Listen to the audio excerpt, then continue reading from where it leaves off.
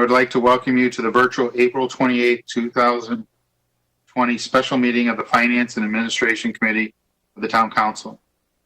I also serve as chair of the committee, which is responsible for overseeing the town's operational budget and capital improvement program. This meeting will serve as a budget workshop to review the fiscal year 2020-2021 town budget as proposed and amended by the town manager and superintendent of schools. Because in-person attendance at public meetings is likely to increase the risk of transmission of COVID-19, this meeting is being conducted in accordance with Governor Lamont's Executive Order Number 7B. Committee members, other members of the Town Council, and town staff are participating by WebEx.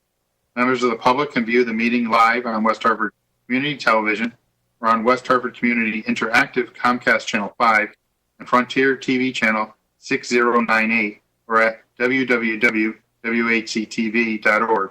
The meeting is also being recorded for on-demand viewing, which will be available on the town website. Because of the virtual format, there are some special rules and procedures that I need to cover before I begin. Our Corporation Counsel, Dallas Dodge, is also available to answer any questions about procedure. First, I ask all participants to please mute the microphones on your devices when you are not speaking. Second, pursuant to Executive Order 7B, all speakers must state their name and title each time they speak. Also, counselors should not address other participants directly. Comments and requests for information must be made through the chair. After you state your name, simply preface your question or comment with "through the chair," and when you are done, I will recognize the person who is most appropriate to respond. Although these practices may feel rigid and awkward, they will ensure the meeting is conducted in an orderly fashion and that members of the public who are listening can understand the discussion. Third, we will receive presentations tonight from Town Manager Matt Hart and Finance Director Pete Privatero. For organizational purposes, I've asked them to divide their presentation in two parts. During the first part of their presentation, they will discuss the expenditures and revenue with regard to general government, information technology, finance, and human resources. When they are finished, I will call on members of the council so they can comment and ask questions. I will begin with members of the committee, and then I will turn to the other members of the council who are present, alternating between counselors from each party. When I call on you, you may either provide comments or request information through the chair. I will then direct one of the participants to provide relevant information if appropriate. Each counselor will have the floor once. You will have 10 minutes of time, inclusive of the time it takes staff to answer questions. During the second part of their presentation, the town manager and finance director will discuss the budget with regard to leisure and social services, the library, public works, and non-departmental items. We will repeat the same process for questions and answers. I would ask all counselors to please avoid requests for information that are repetitive, rhetorical, or argumentative. Requests for information and comments must be germane to the town budget. Finally, a reminder that if any participant has a problem with their connection, you should immediately call Urida Reinheimer, whose phone number you were provided earlier. She will let me know and we will recess the meeting while the problem is resolved. If it cannot be resolved quickly, we will ask you to call into the meeting using a phone and participate via audio only. I will now call the roll of elected officials. I will do this in the same order in which I will call on you following the presentations from the administration, so that everyone understands what the order is and when they are going to have an opportunity to speak.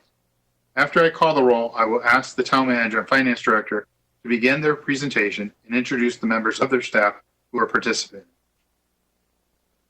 Councilwoman Mary Fay.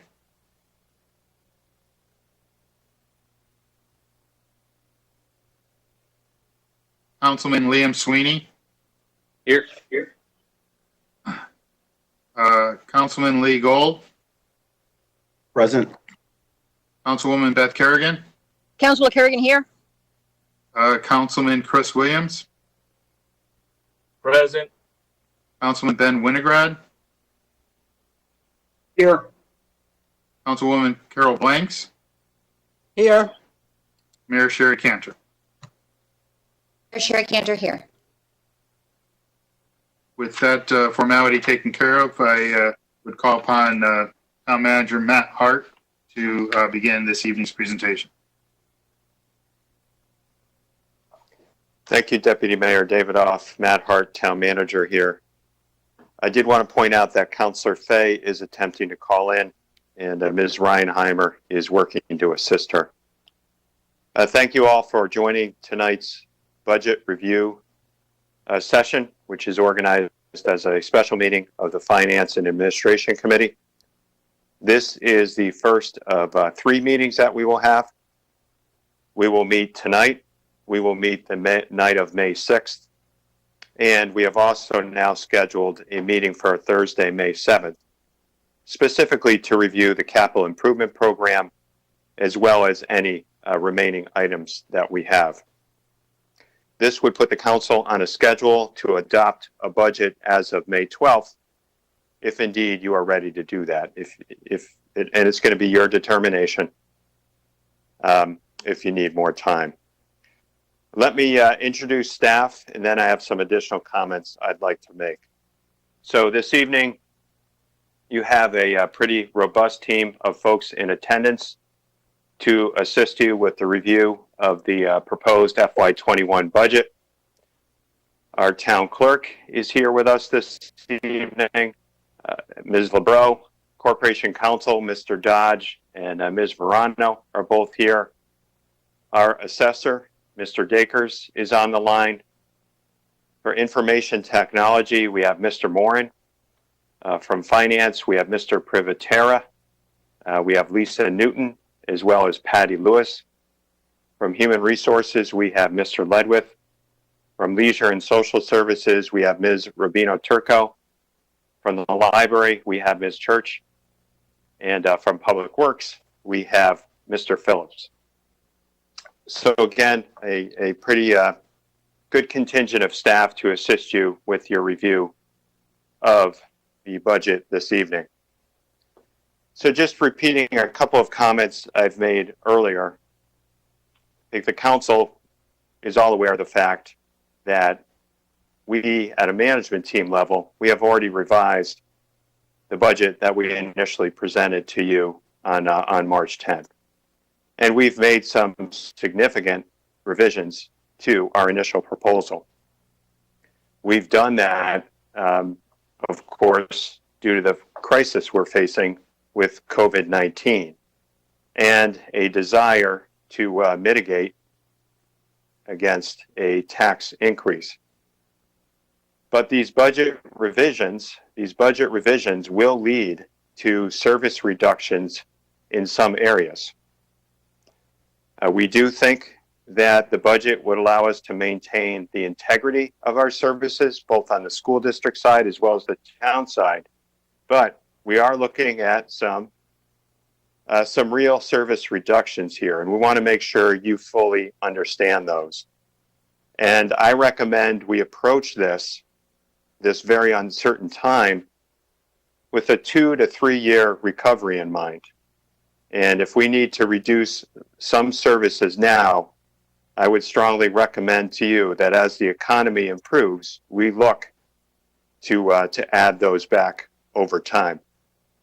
There are many uncertainties, as we've talked about already. You know, we don't know yet what's going to happen with the larger economy. We don't know what's going to happen with non-tax revenues or even our tax collection rate. We don't know what type of equipment we might need to safely reopen. Now, this is not a situation where, as of July 1st or August 1st, we're going to be in a position to just open the doors and resume business as normal. You know, this pandemic is going to be with us a year and a half, maybe 2 years. So I see us gradually reopening various town facilities and continuing to provide many of our services in a virtual manner for some period of time. So I mentioned the fact that some of our departments are facing, you know, some significant service implications here. One of them is the library. And we did hear from the Library Advisory Board at yesterday's public hearing. I would like you to know that I've had a good conversation with Ms. Church, our library director, to look at some other options with respect to how we were to manage a budget reduction for the library. but Mr. Privatera can explain when we get to him the methodology that we've used to date. Another thing I wanted to emphasize is, given the uncertainty of the economy and understanding the pain that so many people are feeling in the private sector, whether it's folks who've lost employment or folks who've had to temporarily close their business or people who've had to close their businesses in a more permanent way. You know, as a town staff, as a leadership team, we appreciate the magnitude of that. And all of us on the non-union side, we will be taking a freeze in our compensation for next fiscal year. I have communicated that to the team, and they all understand it, myself included. So all of our non-union staff, our key leadership team, we will be not requesting any changes to our compensation for next fiscal year, and that's what we have budgeted. I would now like to turn to Mr. Privatera, our Director of Finance. I really want to thank Peter for doing, I think, a tremendous job, and he is the primary architect of the revisions that we'll be working through tonight. Obviously received a fair amount of direction from me, and then collaborated with the other directors and members of the management team to put this package together. But I would like Peter to walk us through it and emphasize, you know, where we've reduced expenditures, but then importantly, how we've worked to judiciously utilize some of our reserves. And it's very important to us that we are judicious in our use of reserves. We don't want to use them all in one year because we could build in a deficit in our budget, and we may not have those funds for subsequent years in case we were to need them. So that's my introduction. I would like to ask Ms. Ronheimer if she could upload the amended budget changes to our screens. And I will now turn it over to Mr. Privatera through you, Mr. Davidoff, Deputy Mayor Davidoff. Mr. Privatera? Thank you. And thank you, Mr. Hart. This was probably one of the most difficult budget processes that I've had to go through. As you can see on the screen, the summary report that I prepared, on March 10th, the town manager submitted a budget of $308.7 million. It was an increase of about $12.2 million. It was a 3.59% tax increase. It preserved the current level of services, and it included funding for some areas that we felt we were at risk in. Subsequent to that, with the pandemic and discussion with the town manager and council about keeping taxes flat, I was charged to go back in and take a look at all the operating departments along with the Board of Education and see what we can come up with. On the town side, we reduced expenditures by about $4.2 million. On the board side, they used a combination of a reduction in expenditures and surplus to come up with a $4.6 million adjustment. We've also adjusted some revenue accounts. We're assuming we're going to use $1.5 million of fund balance. The net revenue adjustment is about $1,037,000. But for this, the exhibit you have in front of you, you can see the first column was the adopted column. The second column is what the town manager proposed. The third column are all of the expenditure adjustments that were made to it to get to the fourth column, which is the amended proposed town manager and superintendent's budget. And then you can see the changes on a dollar value and the changes on a percentage value. So the budget has increased about 1.14%. When reviewing the departments for presentation, the town manager asked me to concentrate first on general government departments and then some of the administrative departments that had minor adjustments to them. So what I'd like to do is I'd like to talk about the general government departments individually, just give you my comments as to what the significant changes were, go through the general government. And Mr. Chairman, if you want me to stop there and take questions, or I can keep going and review technology, finance, and human resources. I would prefer that you keep going, Mr. Reed. Thank you. With respect to general government, excuse me, the town council budget increased about $4,723 or 1.21%. The increase was related to an increase in the town clerk's salary, but we also made a 5% reduction, a little over $5,000 to contributions to outside agencies. And there was a one-time contribution to the Women's Chorale in the current year that we eliminated for fiscal year 21, a net increase of 1.21% overall. The town clerk, an increase of a little under $5,000 or 1.77%. The increase is basically a temporary payroll and operating expenses related to the upcoming presidential election. The town manager increase of $8,149 or about 2.08%.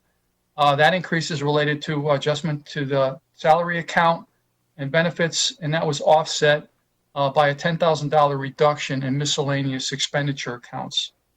A corporation counsel increase of roughly $41,000 or 10.3%. That increase was related to a classification and wage adjustment, contractual adjustment. However, there was a new paralegal position that was included in the town manager's budget. That position is eliminated in the amended budget, but funding is added back roughly $29,000 for a temporary office support to bring the corporation counsel model back to what it was. The registrar of voters increase of 31.6 thousand or 13%. And that increase is related primarily to the upcoming presidential election. In the assessor's office, increase of roughly 14.8 thousand or a little under 2%. That increase is related to merit increases and increases of adjustments to deferred compensation. All in all, general government increased by about $105,000, which represents a little over 3% of the total increase of the budget.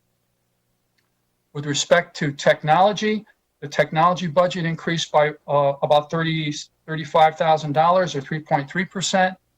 Technology increase is primarily related to the increase in software maintenance costs. We did eliminate $7,500 for part-time payroll related to an intern program. Human resources, and there is a technology fund that's linked with technology department. Roughly $1 from every parking violation goes into that fund. There's no change on a year-over-year basis of that fund, but the IT director, Jared Morin, has access to that fund if he wants to supplement any of his expenditures related to technology. The finance department, an increase of $1,736 or less than 1%. There were a couple of reclassifications in my office, the grants manager and an accountant too. The reclassifications were based on the level of work that was done. However, I am proposing to eliminate a part-time position and reduce some miscellaneous accounts as well. In human resources, a decrease of $26.3 thousand or a decrease of 5.17%. The decrease is related to the elimination of temporary payroll that we had identified related to training, some department adjustments that were made, and also we did fill a high-level position at a lower level starting salary. Now, the Human Resources Department, Mr. Ledwith, he also manages the risk fund. The risk fund basically is where we fund all our benefits and all our risk programs. The only changes we made to the risk fund, if you recall in one of my briefings, I mentioned that we were moving 2 police officers and benefits from the general fund to the parking fund, going back to the model we used a few years ago. The benefits for those 2 officers will now come into the risk fund from the parking fund, not from the general fund. And the other change that we made is that there was a reserve for uninsured claims of $1.5 million. We've never had an uninsured claim. After consulting with Mr. Ledwith and the risk manager, we reduced that reserve to $1 million, and we applied the $500,000 to expenses in the fund, allowing us to reduce our general fund contribution. Also, under the HR section is the pension fund. Now, the pension fund, recently we had a pension board meeting, and the pension board reconsidered the increase on the actuarially determined employer contribution. When we were trying to strategize ways of how to get the general fund contribution down, I contacted our actuary, and for next year, they were using new mortality tables in our valuation. Our pension was scheduled to increase, our pension contribution was scheduled to increase by $1.1 million. I asked the actuary if they could smooth in those mortality tables over a multi-year period, and they said that they could, and that smoothing in of those mortality tables dropped that contribution from about 1.1 million to a little over $200,000. On the town side, we saved significantly, and the board also saved about $189,000 as well. So those were the highlights altogether. All those department changes I just mentioned add up to about $115,100, which is roughly 3.4% of the total $3.4 million year-to-year increase. And I'd be happy to stop there and take any questions. Thank you, Mr. Privatera. I think that's the presentation on the first half of our agenda. So as we indicated earlier, we will go around the council to either offer comments or to ask questions. I just want to start off by thanking Mr. Hart and our non-union leadership team for instituting a salary freeze with respect to this upcoming budget. It's greatly appreciated from our perspective, and we appreciate the contribution of the employees for this situation that we find ourselves in this fiscal year. Thank you. With that said, call on Council Member Ms. Fay. Yes, thank you, Mr. Davidoff. I think I understand all the numbers that were presented this evening. I did have the opportunity to ask some questions the other night that were answered. I think it is remarkable that we're able to get the budget at just a moderate increase of 1.14%. So kudos to the team for being able to do that. And I guess my comment would still be the same as it was the other evening. It would be great if we can get this budget to the point where it's sustainable to be able to do this in subsequent years, or at least, have moderate to zero increases. I know that's very, very difficult and challenging.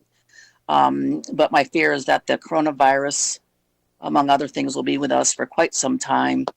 And if we can really keep a lock on expense growth, I think it would behoove us for future years. But kudos to the team. Very nice presentation. Nice job. And those are my comments for now. So thank you. Thank you, Ms. Fay. Next is Mr. Sweeney. I'll just echo what Mary said. Thank you to the team for putting together a great presentation, and I think more importantly, thank you for keeping in mind all of the things that residents of the town are going through during this tough time. And I think this budget, going back to the meeting that we had with the Board of Ed, is a great demonstration of the work and hard effort that both the Board of Ed and the town did together in collaboration. And I know that the community will be grateful for the thought process that went in here. I know that there are some tough cuts in here that I think we'll talk about in different parts of the budget, but again, kudos to the team here, and I look forward to the other conversations that we'll have on the other sections. Thank you. Thank you, Mr. Sweeney. Mr. Gold.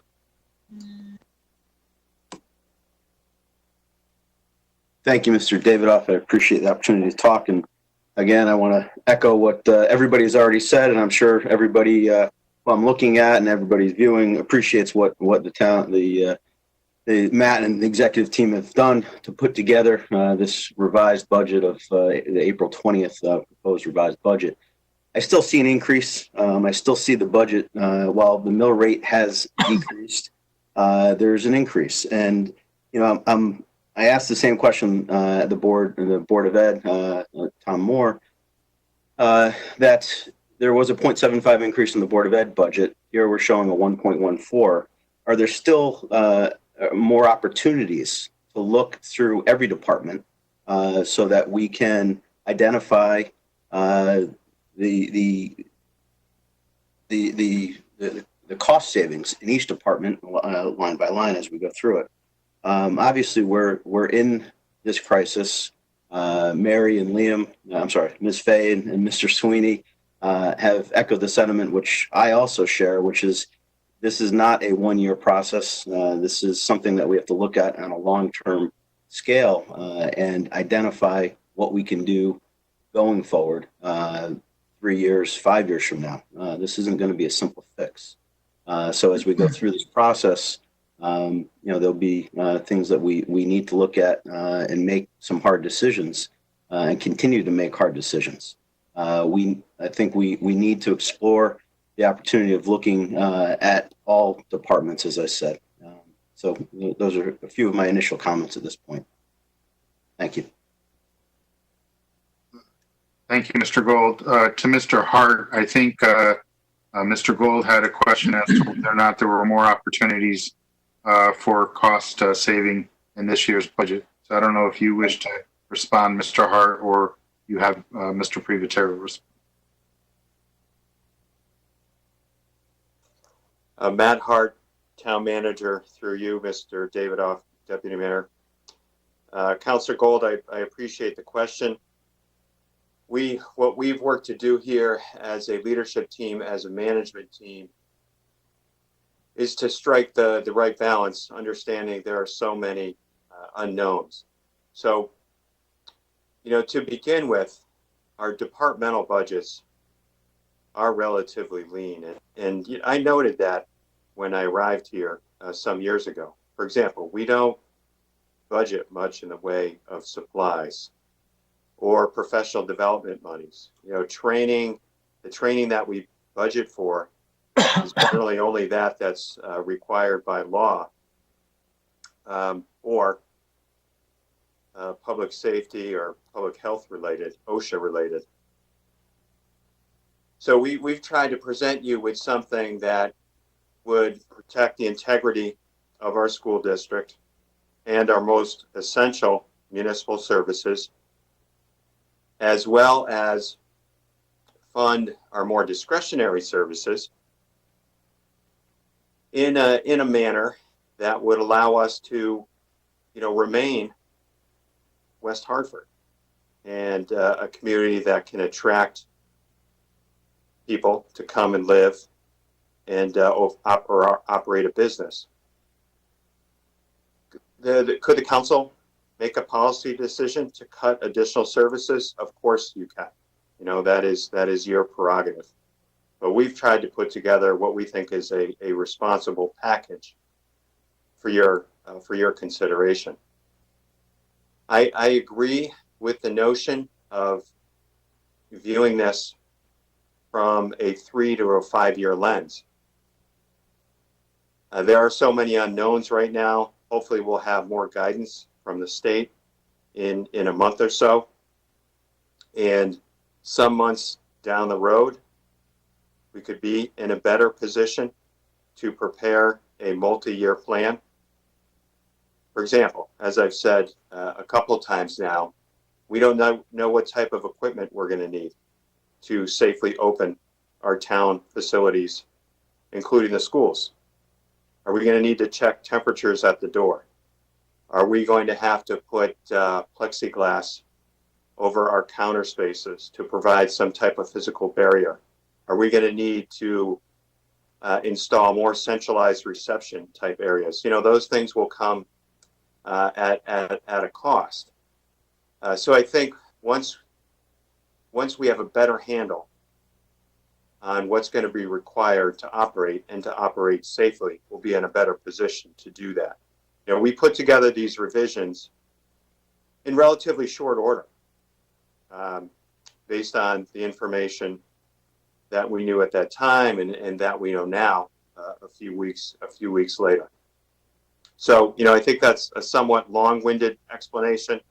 Again, we tried to put together a responsible package that would preserve our most important services, along with some service reductions in important areas for your consideration. Thank you, Mr. Hart.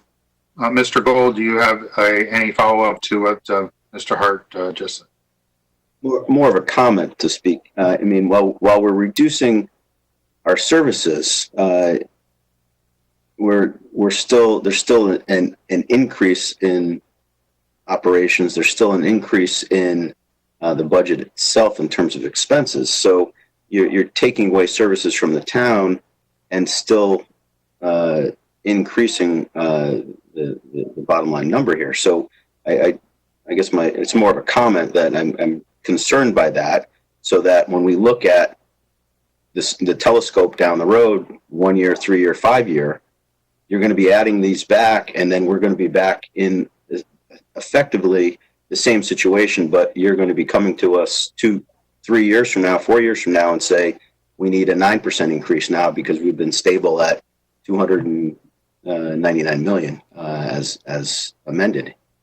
So I just want to make sure that we are looking down the road and understanding that the financial dynamics are going to be much different, and we look towards maintaining a fiscal responsibility when it comes to achieving budget in years from now. Thank you, Mr. Gold. We'll move on to Ms. Kerrigan. Thank you, Deputy Mayor Davidoff. Thank you for the presentation. I'm going to ask a question. It's not going to make me very popular, but so be it. I appreciate the fact that you're holding any salary increases, but given the state of the crises that we find ourselves in, where small business owners may not go back to a business, where many part-time employees will never get hired back, where we're asking our union for concessions, was there any conversations about something bigger, more generous than a fixed salary? As in other words, actually saying perhaps we can take a cut, and it's unpopular, I understand, but we're all experiencing revenues going down, but yet there are individuals who are not affected financially. So curious if there's been any conversations about that. Thank you, Ms. Kerrigan. Mr. Hart? Yes, Matt Hart, Town Manager. Thank you, Councilor Kerrigan, for your question. The larger conversation of concessions, I would prefer to discuss that with the council in a closed session. You know, what we think our strategy will be, and to get your input on that as well. So with respect to the non-union staff, I don't want to get too far ahead of that process. You know, we understand that this is an evolving situation. We're only really beginning to realize the ramifications for our larger economy. And I think that that's going to be a conversation we'll have with our bargaining units and with the larger workforce over a period of time through subsequent rounds of negotiations, et cetera. But I would be very happy to discuss that topic in more detail, Mr. Ledwith and myself with the council in closed session. I think it would be more appropriate in that venue. Thank you, Mr. Hart. I would concur that this is a topic best discussed in closed session, and suggest that if possible, we could arrange it before a budget adoption. Is that okay, Ms. Kerrigan? Thank you. I just want to be sure that the conversation is happening, that I don't think anyone is protected here. We all have to sacrifice. All have to sacrifice. No one is special. But I do want to also just make a comment about Councilor Gold's comment.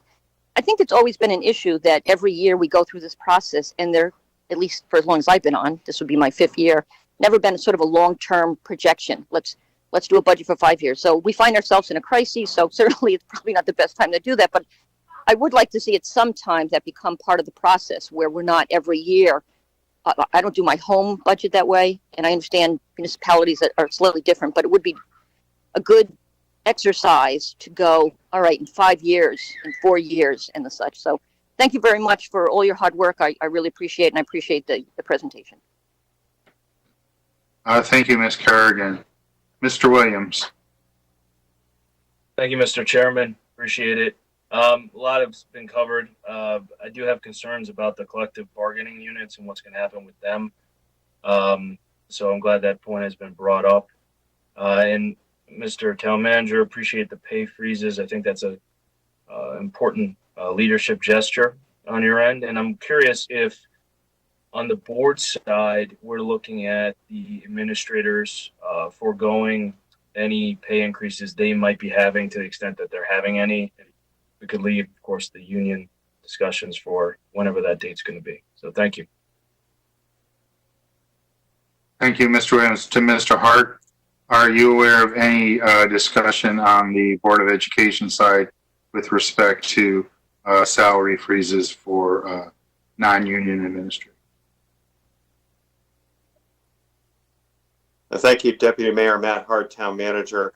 I'm not privy to those conversations. I would be glad to inquire from my colleagues. And then I think that would be informative for the council when we have our closed session conversation. Thank you, Mr. Hart. So I understand that you'll be reaching out to the superintendent to supply the council with the answer to Mr. Williams' inquiry. I will. That was Town Manager Matt Hart saying I will. Mr. Williams, anything further? Thank you. Next is Mr. Winograd. Town Councilor Ben Winograd, thank you. To Davidoff. Peter, actually through you, I have some questions, a couple questions on the pension calculation. In the original budget book, and Peter, you probably have this in front of you or memorized, page 7-20. And we get it every year, it's the chart of anticipated actuarially determined contribution increases over time. Okay, I'm just going to that page. Okay, thank you. Okay, yes, sir. So I note that in the first year we had the 1.1 million roughly anticipated increase, and then it went down in subsequent years, it's sort of flattening off after that first year. This year, as I understand, we're dropping that 1.1 million down to 200 or so thousand. Can we get at some point a new chart as to what is anticipated over the longer term for that contribution? Yes. Mr. Winograd, hold on before we sorry. We'll ask your question and then I'll Go ahead and repeat it, Leon. you were asking whether or not we could get a new chart with respect to pension contributions. Is that correct, Mr. Winograd? Yes, actually very good. Okay, thank you. I am listening. So, Mr. Privatera, since the question was directed to you, can you please respond to Mr. Winograd's question? Yes, Peter Privatera, Finance Director. Every year when the pension valuation is performed, we ask for an update of the 10-year projection. Now, the projection assumes no change. We don't know if we're going to meet our asset growth target. We assume a discount rate. We also assume there's going to be a certain level of mortality. There are a number of assumptions that go into the actuarially determined employer contribution. Now, all things being equal, the projection is based on maintaining that level.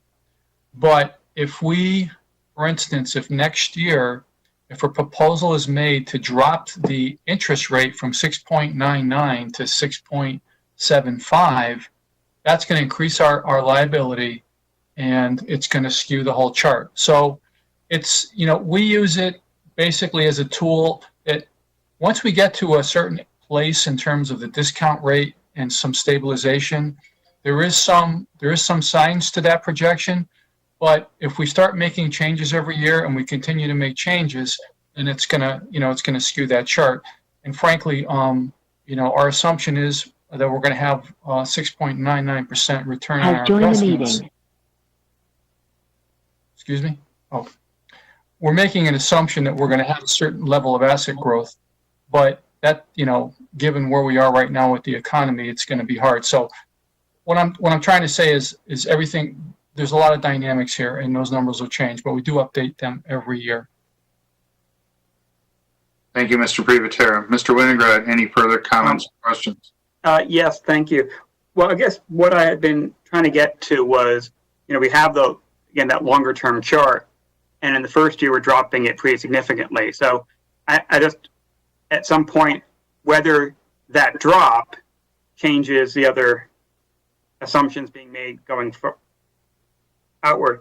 And the second point, in the budget summaries we've received, both the 4-pager that we had gotten previously, and then the new one that based on the new numbers, I noticed a very slight change in the funded status of the plan, which I understand went down as a result of the discount rate.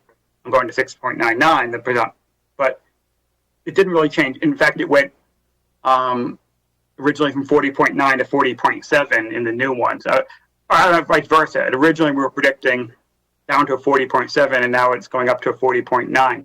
So I guess my ultimate question is whether we're comfortable with that reduction in the pension contribution to make sure that going forward, we're not digging a deeper hole.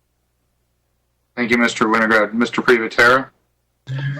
Yeah, I understand what you're saying, and actually, the funded ratio did not decrease as significantly as originally projected because we're smoothing out the new mortality tables over a 2-year period instead of a 1-year period. And again, when we're looking at all of our options in terms of making budget adjustments, and then we're trying as best we can not to reduce service levels in departments. This is just one of the areas that we look at. And we've talked about some options that might be possible down the road, like pension obligation bonds when this budget is over. So there are things that we're talking about that can significantly change the outlook of the pension fund moving forward. But again, there are so many variables involved. If there was extra money to put in the pension fund, I'm sure that the town manager and you folks would say put it in there. But again, we're trying our best to mitigate at this point in time to mitigate any additional service level reductions. Thank you, Mr. Privatera. Anything further, Mr. Winograd, in terms of comments or questions? Mr. Winograd, anything further? I'm sorry. No, nothing from me. And thank you for the answer. Thank you, Mr. Winograd. Ms. Blanks? Thank you. And through you, Deputy Mayor, I just have a comment and I have a question. So my comment is to you, Mr. Town Manager and Mr. Privatera. Just want to thank you both for the hard work that you've done putting together the initial budget, then coming back and putting together the amended budget. Just in the midst of this pandemic, it's very stressful and difficult for everybody. So for the two of you, in collaboration with the Board of Education side, putting these numbers together, probably labor intensive and a lot of sacrifice on both sides. I think you did a fantastic job. I also commend you and your staff in terms of foregoing the wage increase, because that's a lot of sacrifice, not only for you, but for your families as well. And I appreciate that's very admirable of you and your staff in terms of it speaks volumes in terms of where we are right now as a community. My question through you, Deputy Mayor, in terms of some of the town services that we're reducing and what that may look like going forward overall to our town and the community. And I know we're just in the beginning stages of this pandemic. Are there some other options or strategic thinking that are on the table when we get to perhaps, I don't know what point of the pandemic we're in now, so I can't even say the midsection, but I'm certainly hopeful that there are some talks being done in terms of that we have to do further cuts, what that would look like. Through you, Deputy Mayor. Thank you, Ms. Blanks. Mr. Hart, would you like to respond to Ms. Blanks with respect to the items that are in the general government, human resources, finance, and information technology? Because that's what we're discussing currently.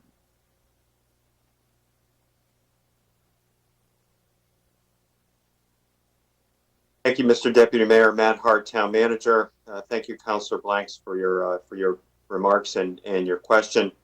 We are talking about contingency plans for various departments, particularly for those where we've made the more significant adjustments. And I think we'll be discussing some of those ideas later on tonight. For example, in leisure services, how might we handle this summer? Again, we don't have guidance from the state as of yet. You know, right now, the budget assumes that the pools will be closed. That's what we've budgeted. You know, that's a substantial savings. If we are in a position where we could safely reopen the pools, that's a very important service that we provide to our community. So we would want to be able to do that. We would come back to the council with a plan as to how we could provide the funding to restore that service. Again, personally, I think it's doubtful, but we don't want to rule it out. We're also talking about how we could provide a summer camp in a way that would allow for physical and social distancing. With respect to the library, Ms. Church is looking at options in terms of a combination of a virtual operation as well as opening up some programming, particularly to provide the services to our most vulnerable residents and those residents that rely most acutely on the library's technology. So we are talking about all those things right now, trying to develop contingency plans, understanding that we have limited information right now, and we're going to have to be flexible, because when this information comes, it's likely going to come quickly. We're going to have to adjust as a management team. I'm confident that we can, and present you, the council, with some solid recommendations. But that type of strategic thinking, we've been engaging in that with our respective staffs for several weeks now. And when we get to those departments later on tonight, we'd be happy to discuss it somewhat further. Thank you, Mr. Hart. Ms. Blanks, do you have any further comments or questions with respect to this portion of the budget? Thank you, Deputy Mayor. I have no further questions at this time. Thank you very much. Madam Mayor, you're next. Thank you, Deputy Mayor. This is Mayor Sherry Cantor. I also want to start by thanking Peter, all the directors, actually, our financial director, Peter Privatera, and our town manager, Matt Hart, for in short order submitting a revised budget that is responsible and balanced. We are going to take a deeper dive into components of it, make sure we're making the right decisions as we all get more familiar with what those adjustments mean in actually in service. It's easy to look at a piece of paper and say, sure, that's fine. And then when you start talking about it, what ultimately the costs are going to be, or the, you know, the savings, or maybe there's further opportunity. But in my many years of being on this council and many years of chairing finance, it's very easy to say, you know, let's get down to this or this, but it's the actual recommendations and policy decisions that we really need to provide to our directors and our town manager to make those decisions. I mean, if we are going to talk about a 0%, we've got $2.1 million to cut off this budget, or we take it out of reserves, which has consequences, long-term consequences. So we need to make those difficult, challenging decisions. We build up fund balance every year. There's one time that I've been on the council that we used fund balance, and that was for Storm Alfred. We were put on a watch, actually, for when it was not raining, it was snowing. There were transformers blowing up, and our town was brought to its knees. And we replenished that fund balance over a couple-year period, largely with FEMA money, because our public works director and our staff did such a good job of documenting everything, which I know we are doing now as well. But also, then we had a plan to build that back up, and we've done that. So the longevity of the challenges that we are going through, we are going to hit phases. And so this phase is sort of a new reality, and we need to manage what we can. I think there will be a further reality of what the financial consequences will be to municipalities like ours, and we will have to come to terms with that and make those decisions with better knowledge and a more full picture of what we're facing. And I think that's important because we need more information. We need a little more time. And there are, like New Jersey actually just delayed their budget adoptions. They delayed they changed their fiscal year to October 1 to have the ability to look further down the road to figure out what was going on. So, and other municipalities are considering similar actions. Our calendar doesn't allow for that. We're not doing that. Our state isn't doing that. So we're going to have to go blind a little bit. But anyway, we have more work to do, more knowledge to gain, more decisions to ask of our staff. We need to understand that when we are talking about adjustments, these are real decisions that have real consequences. And with that, again, I thank you very much. No questions. Thank you, Mr. David. Thank you, Madam Mayor. We've finished the first half of our agenda, and to the people who are watching at home, either online or on television, if you would like to send some comments to the town council, you can do so. There's a specified email address. It's comment, COMMENT, at westhartfordct.gov. Again, comment at westhartfordct.gov, and all your comments will be shared with all members of the town council. The only thing I'd like to say is usually on budget adoption night, we express kudos to all those who were instrumental in formulating the budget, and I don't think it's premature this evening to thank the leadership team, the directors, the manager, as well as the finance director for the work that has been accomplished so far, and I extend my gratitude in getting us to this point, especially with a proposed budget and then a very quickly amended budget.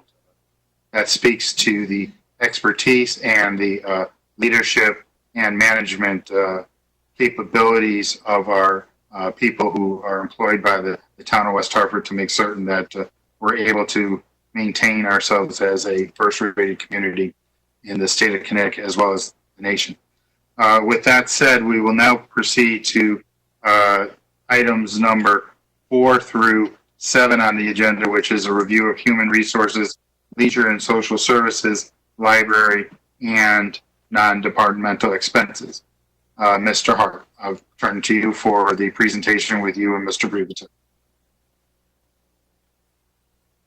Thank you, Deputy Mayor, Town Manager Matt Hart.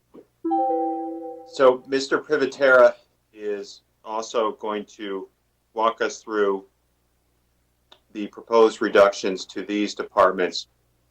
But here, I think you can see, based on just the numbers alone, you see some more significant reductions on a dollar level, and that is going to translate in some cases, if not all cases, on a service level as well. So we would like you to hear from our directors, from Ms. Rubino Turco, from Ms. Church, and from Mr. Phillips as well. Again, Mr. Privatera will provide an overview. Then I think it would be appropriate, Deputy Mayor, if each of those directors could comment briefly as well on the potential service ramifications of the proposed revisions. Mr. Hart, I'll defer to you. So if during your presentation you wish to call on your various directors, please, let us know who they are, and then we can just recognize them from there. I think that would be the best way that everybody who's watching would have an understanding as to who is speaking. Thank you. Matt Hart, Town Manager. I would now turn through you, Deputy Mayor, to our Director of Finance, Mr. Privatera. Mr. Privatera. Thank you, Mr. Deputy Mayor. I'd like first to talk about the Leisure and Social Services Department. For those of you who have a budget in front of you, it's on page 13-1. What we tried to do when we're looking at reductions in departments is look at what types of impacts these departments will have on their current operations. And I think all of you have recognized, and Mr. Hart has already stated, the largest reduction in Leisure and Social Services is to close the pools for this season. And that wasn't not a decision that was made lightly. While the reduction helps us to get to our goal of below, a less than a tax increase than or reduction in the mill rate, excuse me. It's also, the rationale behind it was also health related. We don't know what guidelines are going to put in place. We don't know what we have to adhere to. What we do know is when you open a pool in the summertime and it's hot and there's a lot of children who want to get in there and jump in there, that could be an issue. I've had discussions with the town manager, and I think he would be prepared to say that if conditions changed and we were allowed to open or partially open some of the pools, that we would sit down and try to find a way to do them, to open them up. But right now, in this plan, we do not have that. The second area that we made reductions in is to temporary payroll in Elmwood Community Center and both the senior centers. Now, what we tried to do is not close any senior centers, not close the community center, but recognize that when these open up, assuming these open up in June, July, whenever, sometime during the summer, they're not going to be able to offer the same type of programming that they've offered in the past. There's going to be some restrictions on opening those up. So the part-time payroll, in most cases, is tied to program registration.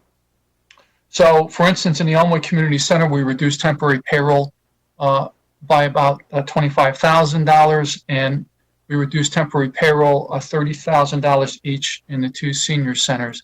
Again, now we understand that by doing this and not opening the pools, we would lose roughly $175,000 in revenue, and that has been calculated and put in the plan as well. But those are the major changes, the closure of the pools and the reductions in temporary payroll in the senior centers and Elmwood Community Center, with the understanding that once this quarantine is lifted and those facilities are open, they are going to have limited access by the folks who use them. And I will like to turn back to Mr. Hart so he can ask Ms. Rubino Turco to give her perspective on this. Thank you. Mr. Hart. Matt Hart, Town Manager, through you, Deputy Mayor, I'd like to ask our Director of Leisure and Social Services, who, like everyone else, has been a tremendous partner in terms of putting this all together. If she could speak both to the ramifications of the proposed amendments, but then talk a little bit about the contingency planning that we've been engaging in part in response to Councilor Blank's question. How we're assessing conditions for the pools, how we're viewing summer camp possibilities, and looking at fall programming as well. Thank you, Mr. Hart. Ms. Rubino Turco. This is Helen Rubino Turco, Director of Leisure Services and Social Services. Can you hear me? Great.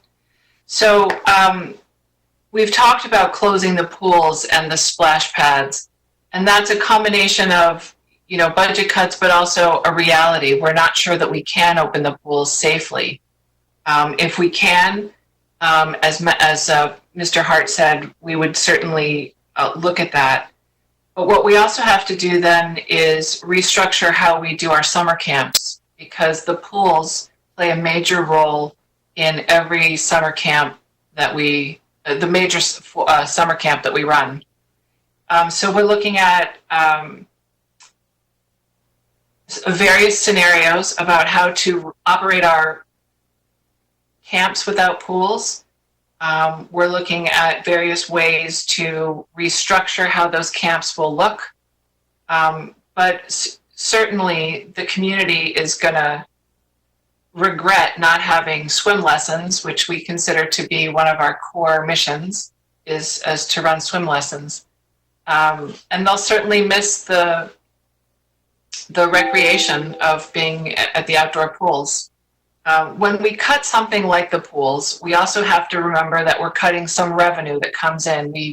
We cost recovery at the outdoor pools is about 40%. So you have to take that into consideration anytime you're cutting a program. We also do a really good job at cost recovery.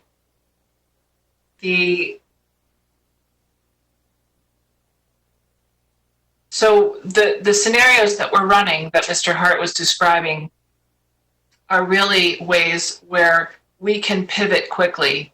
If we are able to reopen pools, what would it look like? If we can't open pools, what would it look like? How much extra staff would we need in order to run camps that are, instead of 40 kids all together, that are in pods of 10 and separated? So we may need to increase the amount of buses that we use to take them on a field trip, or we may limit our field trips to in-town locations. So we're really trying to be creative to be as flexible as we can to meet the needs as they arise. The temporary cuts would mean definitely some drop in revenue at Elmwood Community Center, where we're doing some robust programming. But it would also affect the front desk staff. So there would be nobody manning the customer service desk in Town Hall. We would also curtail programs at the 2 senior centers. The part-time payroll cuts would affect, or could affect, depending on how we, where we decide to trim our expenses, could affect the fitness centers. We could close the senior centers for a period of time and reopen. For example, we could close them in the summer and reopen in the fall. We could open in the summer and close in the fall. So we're looking at a number of different scenarios so that we can be as flexible as we can. What we're doing right now is a lot of virtual programming, which has been met with a lot of enthusiasm by some of our seniors, but they do miss the camaraderie of being together. But this is a population, of course, that is very vulnerable, and they are very aware of that. And so I think that reopening the senior centers will be met with some trepidation. But we are looking at how we can possibly, as much as we can, and as safely as we can, continue as much programming as we can. So that's our goal. I also have two or three other funds that we operate programs in. So I'm trying to limit my comments right now to the general fund, but I can certainly discuss the impact of the coronavirus on the leisure services programs and on Westmore Park, if need be. I'm happy to answer any questions. Thank you, Deputy Mayor. Thanks, Ms. Rubino Turco. Mr. Hart? Thank you, Deputy Mayor. Town Manager Matt Hart speaking. I would ask Ms. Rubino Turco if she could comment a little bit more about the Westmore Park Fund, the ramifications there, or our planning there, as well as the Leisure Services Fund programs in a little more detail as well. Thank you, Mr. Hart. Ms. Rubino Turco? Thank you, Mr. Davidoff. This is Helen Rubino Turco, Director of Leisure Services and Social Services. Basically, what we're doing right now is creating scenarios, running scenarios of what our camps would look like if we had to run them in smaller sections.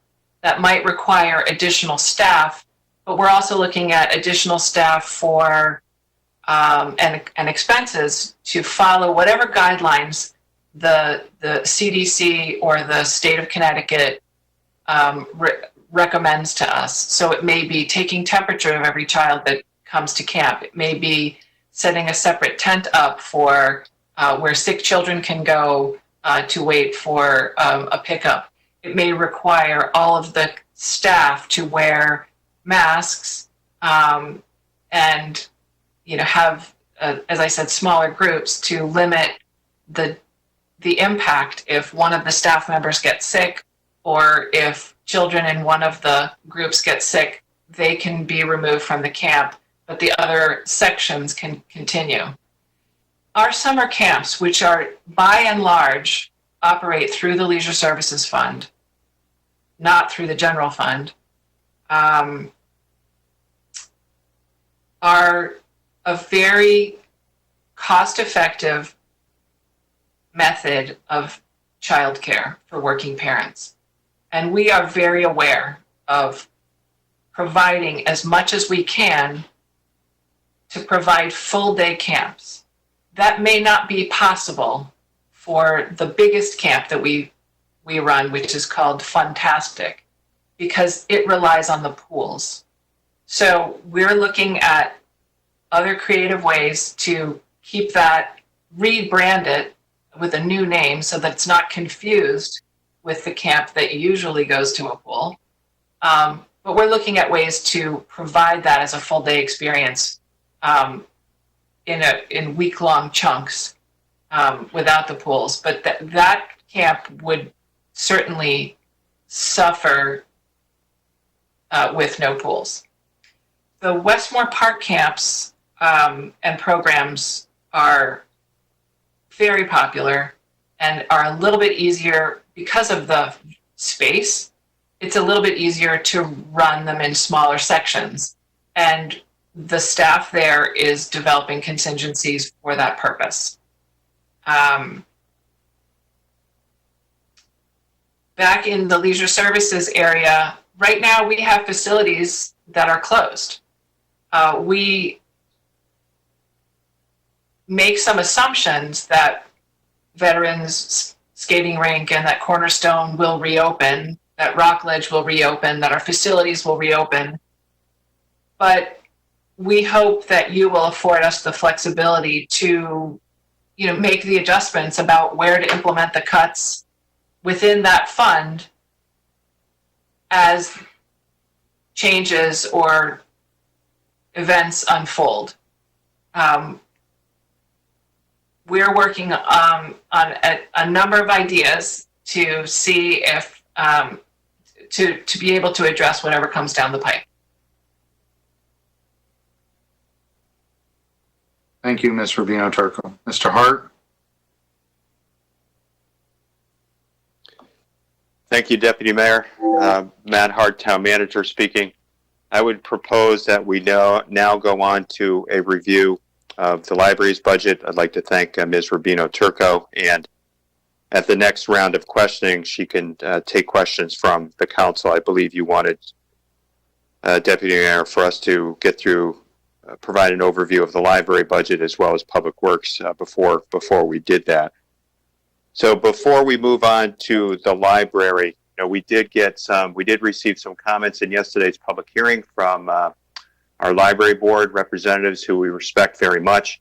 One of the concerns they noted is that in the reductions we've made, that we've somewhat tied the director's hands, that we've tied Ms. Church's hands to some respect. So we'd like to touch on that, talk about why we focused on certain line items of the budget. I have asked Ms. Church to prepare some different options for us in case the council wanted to consider those. And when we also get to Ms. Church, if she can speak to some of the contingency planning that she's engaged in now as to how, we can begin to reopen the library in a phased in manner over a period of time. But I would first turn to Mr. Privatera for an overview, and then to Ms. Church, Deputy Mayor. Thank you, Mr. Hart. Mr. Privatera. Thank you, Deputy Mayor. With respect to the library budget has a significant funding for temporary employees. And when we took a look at some of the adjustments that we had to make department-wide for every department, we looked at temporary payroll first before we looked at any full-time positions.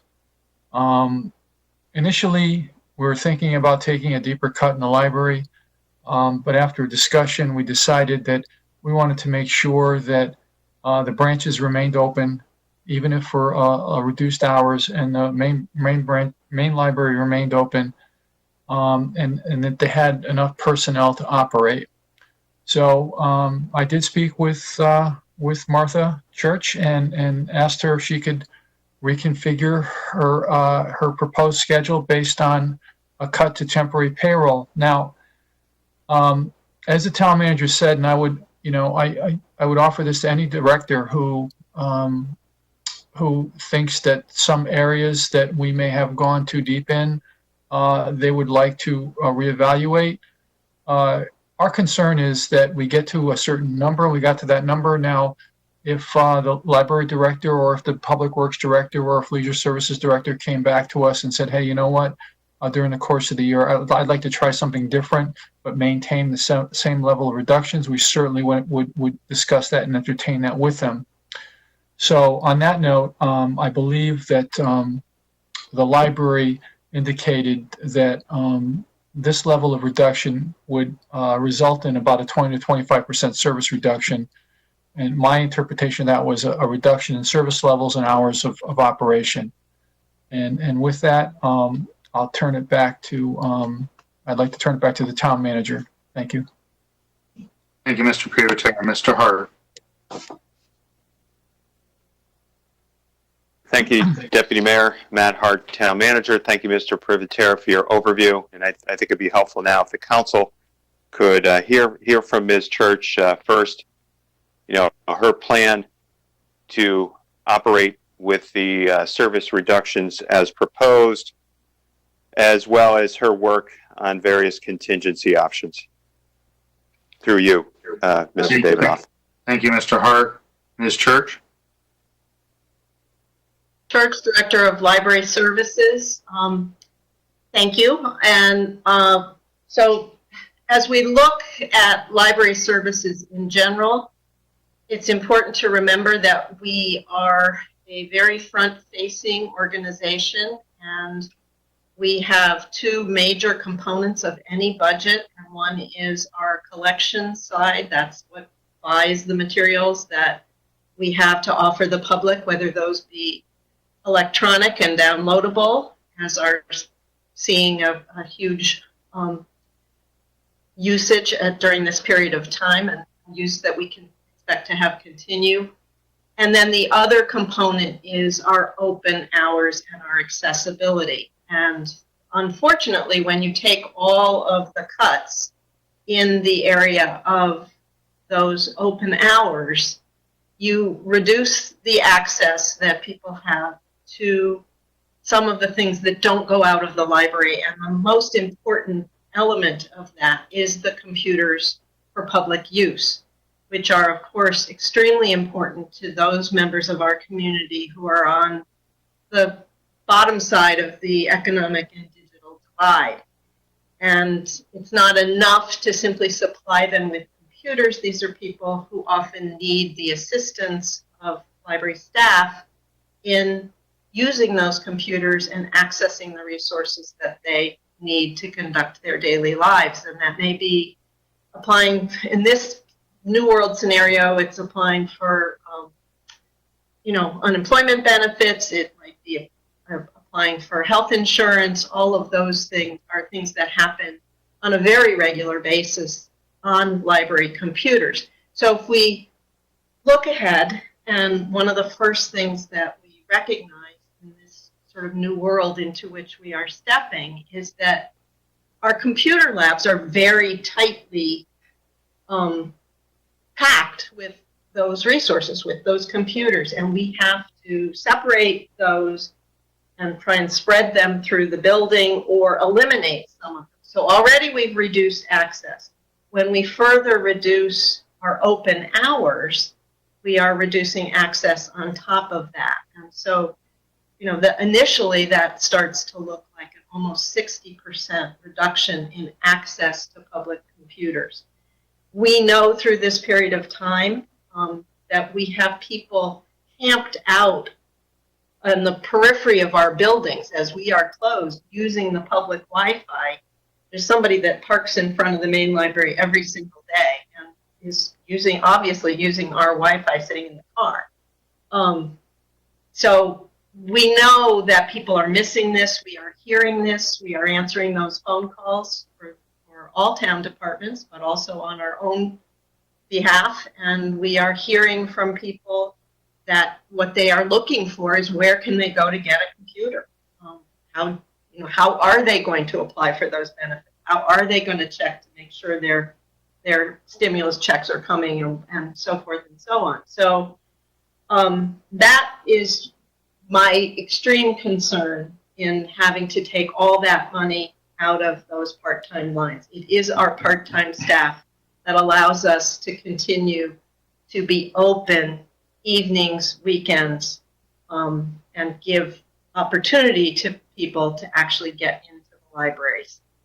So that's concern number one. I think Mr. Hart asked me to speak about some of the plans that we have looking ahead, and these are again in their very embryonic stages. We are still trying to understand what library service will look like in the new world.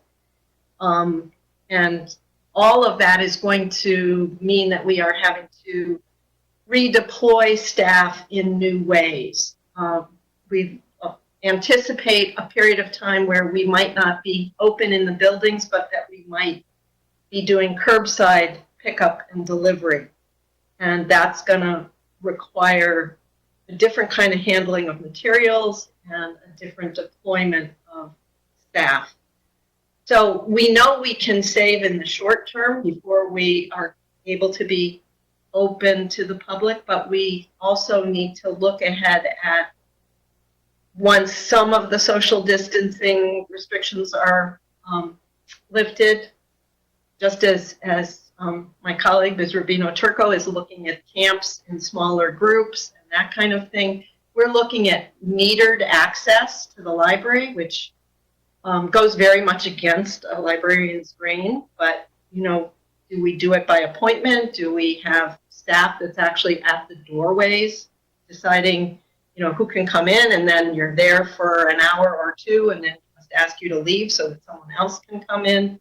So these are all parts of what we have to examine going forward in order to keep the public safe when they are coming to the library and to keep our staff safe. So I hope I've answered the question. Thank you, Mr. Davidoff. Thank you, Ms. Church. Appreciate the response to the manager's inquiries. Mr. Hart, anything further on the library? Deputy Mayor Matt Hart, Town Manager. No, not at this time. I would now recommend that we move on to discuss the Department of Public Works and then the non-departmental budget. And then we can take questions related to the four programs we will have just reviewed. So I would turn to Mr. Privatera first, and then to Mr. Phillips. Thank you, Mr. Hart. That is exactly what we're going to do. We're going to review Public Works and then non-departmental expenditures, and then we'll go to counselor comments and questions. With that said, Mr. Privatera. Thank you, Deputy Mayor. With regards to Public Works, I guess the most significant increase related to their overall budgetary increase is about the disposal of recycling materials. We had to budget $670,000 for the disposal of this material, where in the past we didn't have to really budget anything. Now we're paying to get rid of recycling materials. That, along with an increase in the disposable of municipal solid waste and yard waste, I mean, we're looking at, roughly $750,000, $800,000 for that alone. We did have some increases related to utilities and vehicle and equipment maintenance, and also some step and merit increases.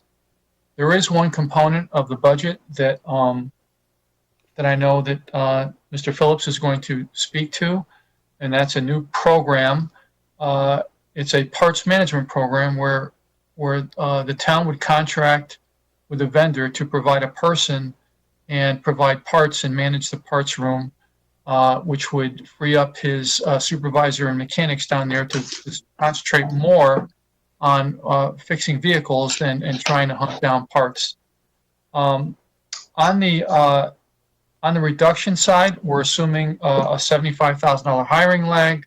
Again, I'm assuming that there will be some vacant positions along the year, and we will pick up some payroll savings. A large reduction in part-time payroll. Basically, again, when we're looking at making adjustments in departmental budgets in large departments that have significant budgets of temporary payroll, we try to look at the temporary payroll first before we look at any other full-time positions. And it was a conscious decision on the town manager's part not to identify any layoffs or any positions of any full-time positions, only because it's something that is going to come up during negotiations with unions. But in Public Works, we had to make that adjustment, and also had to make some miscellaneous adjustments in street maintenance overtime and contractual snow removal. Again, based on what I saw happen last year, but when we're talking snow, that can mean anything. I mean, overall, the department's up about $740,000 or 6.86%. Before we move on to Mr. Phillips, I just want to make a comment about the parking fund. As everyone knows, the garages are closed. There's really no enforcement going on. And our estimate at this point in time is we're going to probably lose about $1.1 million in revenue in the last quarter. We did make a recommendation to move 2 police officers and their benefits from the general fund to the parking fund, and I think we're going to have sufficient fund balance to cover that. But moving forward next year, my assumption is that the garages will be open, we'll be collecting revenue, there will be enforcement, but like any other department or operation, be it library, leisure services, or any other operation, we're going to have to look very close to our revenue and expenditures, and we're going to have to make adjustments and react to certain situations as they come up, either through executive order or through any other legislation. So on that note, I'd like to turn it back to town manager. Thank you. Thank you, Mr. Privatera. Mr. Hart. Thank you, Deputy Mayor. Matt Hart, Town Manager speaking. Mr. Privatera, thank you for your overview. Deputy Mayor, I would now like to call upon our Director of Public Works, John Phillips, to talk about the impact of the proposed reductions, and if he could also elaborate on the changes in waste management, as well as how we plan to handle the parking parking operation and the cemetery operation in the coming year. Thank you, Mr. Hart. Mr. Phillips. Thank you, Deputy Mayor. John Phillips, Director of Public Works. Difficult to begin. Don't know where to begin to start off this discussion on Public Works. I'll start off by saying that the overall Public Works budget is a little bit misleading when you see a 6% increase or 6.86% increase on the overall budget. As Peter Terra mentioned, that it's significant drivers there are on the waste management side. Due to increases on solid waste disposal and our recycling numbers, which are all new to the budget this year. Waste and recycling component of the Public Works budget is about 41%, and all those costs are fixed, including the increases I just mentioned. The remaining part of the budget is what is absorbing the reductions that we are here tonight to talk about. So that really equates to about a 6% reduction in our operating expenses, our day-to-day maintenance and repair obligations we have for the town's infrastructure and that we provide throughout the year, including through the snow and ice control programs. Quickly, I'll touch on what Peter brought up is we are looking at moving forward within this fiscal year a contractual service with a parts management company. It's an integrated business solution that would streamline our parts management, parts purchasing, and the accounts receivable portions of all parts that we purchase for all of our fleet, which really our fleet is pretty close to 350 rolling pieces, from police cruisers, fire trucks, all our yellow vehicles for DPW, trailers, heavy equipment, pool cars that are out there. It takes up a significant amount of time of our techs and management to reconcile accounts and make sure parts are going to the right units, making sure the cost of those parts are being associated with the work orders and the repair orders that come in on that. It's the time that puts it in that is time away from the actual floor where they can be technicians and really work on our fleet. As time goes on, the technology that's embedded in our vehicles, the technology that's behind just your basic engine, we're getting into hybrids, we're getting into really smarter technology, machinery that takes more time for technicians to make proper diagnostics and proper repairs. And so we struggle in that area of balance between getting our pieces of equipment in and out of the shop in a timely manner, get the police fleet back on the floor, out in their patrol areas, get the fire apparatus back in service, and trying to keep that downtime as little and as minimal as possible. But it's difficult because the amount of time our techs and management spend chasing parts, researching parts, doing the analysis on what the parts are needed. We feel that this integrated business solution will separate those two businesses, put us at our core competency, which is repair, maintenance, and preventive maintenance of our equipment, and let this company handle all the parts that we need and can be more proactive in that arena. We think that we can save as much as 130 to 160 tech hours, and those are tech hours that go back on the floor to actually repair our equipment, and we want to improve and keep our downtime on our vehicle to a minimum so we can be as responsive as possible. Where right now it's very difficult for it to keep up with that. So that's one component of that piece. Overall, the budget, the Public Works budget through all categories between fleet, administration, street maintenance, and grounds maintenance is taking a significant hit. Budget reduction on temporary payroll. That equates to 9 FTEs. That's 9 full-time employees that do the work of the agency of maintenance of all those areas. To understand a little bit of Public Works, we are work crew based. All our work is manual labor using machinery and physical in nature. So crews work together to accomplish the vast majority of any task or responsibilities that we take on. Not having those 9 full-time equivalents, no matter what division they are coming from, will have a significant impact on the full-time staff and our abilities to maintain our reputation of responsiveness, maintain our reputation of being there for the community, making the necessary repairs, albeit sometimes repairs are temporary in nature, but those repairs are important to make in a timely fashion before a larger and more comprehensive capital project can take over some of the areas that we are deficient on infrastructure. As we know, our infrastructure is already behind the 8 ball, behind the curve, if you would, of repair and replacement. And so that would have a significant hit, especially this time of year. Your months of May, June, July, and August really are real go months of construction, are the growing season of our grounds maintenance, whether it be athletic fields to our groomed areas of town hall and other town facilities that we groom areas. There will be a significant lag, if not a change in that level of service. You'll see a different look, if you would. There'll be more grass clippings on our lawns. There'll be our ability to stripe athletic fields will be prioritized for CIACA athletics, the high school level athletics, and not necessarily for recreational athletics. And so picture, if you would, Saturday morning recreations, those kids that come out on for rec leagues may or may not have fresh lines. They may be dealing with old lines, boundary lines of their athletic fields, or no lines at all because they had to be mowed off.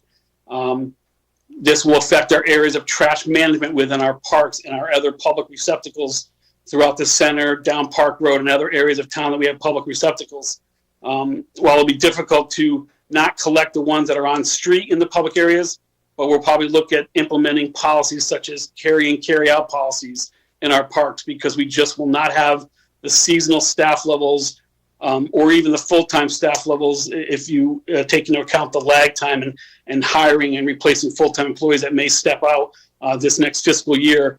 That work will be challenged, will be up against the challenge of balancing priority between trash collection, lawn mowing, and other safety priority projects that come up within the world of maintenance that we take on a day-to-day basis. Snow and ice control, Peter mentioned that we're taking some budget reductions in the snow and ice control area. Yes, this past winter we had the benefit of almost a non-winter, if you would, and we had significant savings that we proudly gave back to the general fund to be redistributed to areas of need of the departments that may have had other unforeseen fiscal challenges. But as winters go year over year, statistics tell us that when you have a low winter, below average winter, as we did this past winter, it's unlikely, or statistics say it's highly likely, you have average or above average the year after. Certainly, fingers crossed, we're hoping to have a repeat of this year, and the budget numbers as presented will not be significant at all. But if we are to have a normal winter next year, comparable to what we had this past winter, and with these cuts through contractual services, our materials that we buy, and the overtime we put in our storms, we'll have to make decisions that we wouldn't normally make under normal budget times. Routes would have to be bigger. Time getting into a neighborhood route will take longer for us to get there. Without the contractual service line items, money being there that we need, there will be routes, neighborhood routes, that won't have any level of service for a long period of time in a storm until resources are freed up from other completed routes and we can absorb that mileage that don't have any resources at all. Certainly, we're going to do what we have to do as winter goes.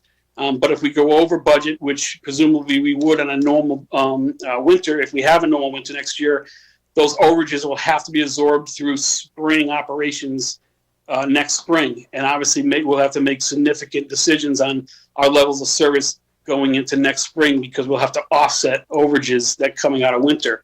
And that's just a game we'll have to play throughout the calendar year. But certainly, those are concerns of mine, especially the effort that our snow and ice control staff would have to put in, higher fatigue, higher stress, a lot more to do, a lot more miles to cover, and longer route cycles to get their routes done are significant concerns of mine as we move forward and these cuts are adopted for this coming fiscal year. Town manager asked me to talk a little bit about the cemetery operation. The cemetery operation is, even through this pandemic, is business as usual. We still see, families suffering loss of life, and we are there to provide those services, and we will continue to do those services. We struggle there with staff and keeping the staff level of their current. We're dealing with a full-time workman's comp issue there, which takes away from our general operations, but we're managing that. and we don't see any changes there with the budget or the adopted increases we made this past winter to make some adjustments on the charges for our services. So we expect the cemetery fund to survive through the next fiscal year and not have any significant issues. Peter talked about the parking lot fund. Again, that's a business that's like any other business where it's the beneficiary of a great economy, and it's also suffers in a very poor economy. So again, there we'll have to watch things very closely in our recovery as we rebound and try to rebound to provide the services we need to, which is provide the space for commerce to happen in both business districts of Blue X Square and West Hartford Center as a whole, the whole parking lot fund. Again, there's the historically, Public Works has been there to help out on tough times and budgets through recessions, through other significant downturns of the economy, or just budget mitigation plans, all the way dating back to 1990. This is my 11th budget, and this is the first budget that exceeds the value of the budget that I inherited 11 years ago. I inherited a budget in 2009 at $11.3 million, and proudly for the last 10 years, we've always come in under the budget I inherited 10 years ago. This 11th budget, due to recycling and waste management, obviously I was unable to do that, unfortunately. And so we'll do what we can with these cuts and try to mitigate and soften and deliver our services as best as possible. Town Manager, any questions? Thank you, Mr. Phillips. Mr. Hart. Deputy Mayor Matt Hart, Town Manager. Thank you, Mr. Phillips, for your comprehensive overview. I would now recommend that we turn to Mr. Privatera for a review of the non-departmental budget, and you can find it on page 16.1 of the book. He can review the highlights of that quickly, and then we can pause for council Q&A. That's my recommendation. Back to you, Mr. Davidoff. Thank you, Mr. Hart. Mr. Privatera. Thank you, Deputy Mayor. Basically, I'll go through each line item quickly and talk about the changes. Probate Court, there's no change. Contingency, the general fund contingency is, as we know, that contingency is set aside for unsettled labor contracts. We reduced that significantly in hopes of negotiating some savings with the unions. That's the assumption that we made. The radio system maintenance, that's a salary of one individual plus some miscellaneous equipment. That is just a minor adjustment. The private school health services, that increase is related to basically a revenue reduction. If you recall, last year, we were not sure if we were going to get a grant from the state or if we were going to ask the private schools to pay a portion for school nurses. We assumed at one point that the private schools would pay a portion, and that assumption was higher than the grant we would have received from the state. We went back to the old model, and we had a slight reduction in our revenue. So that's why that's up differently. Non-public school transportation, there's an increase there. It's related to two items. One is a 3% increase in the contractual bus services. The contract has gone up 3%. And the other is the request for an additional after-school bus route for late runs at Kingswood Oxford School. Revenue litigation, there's no change. Health district payment, the increase is related to payroll and operational increases of the district.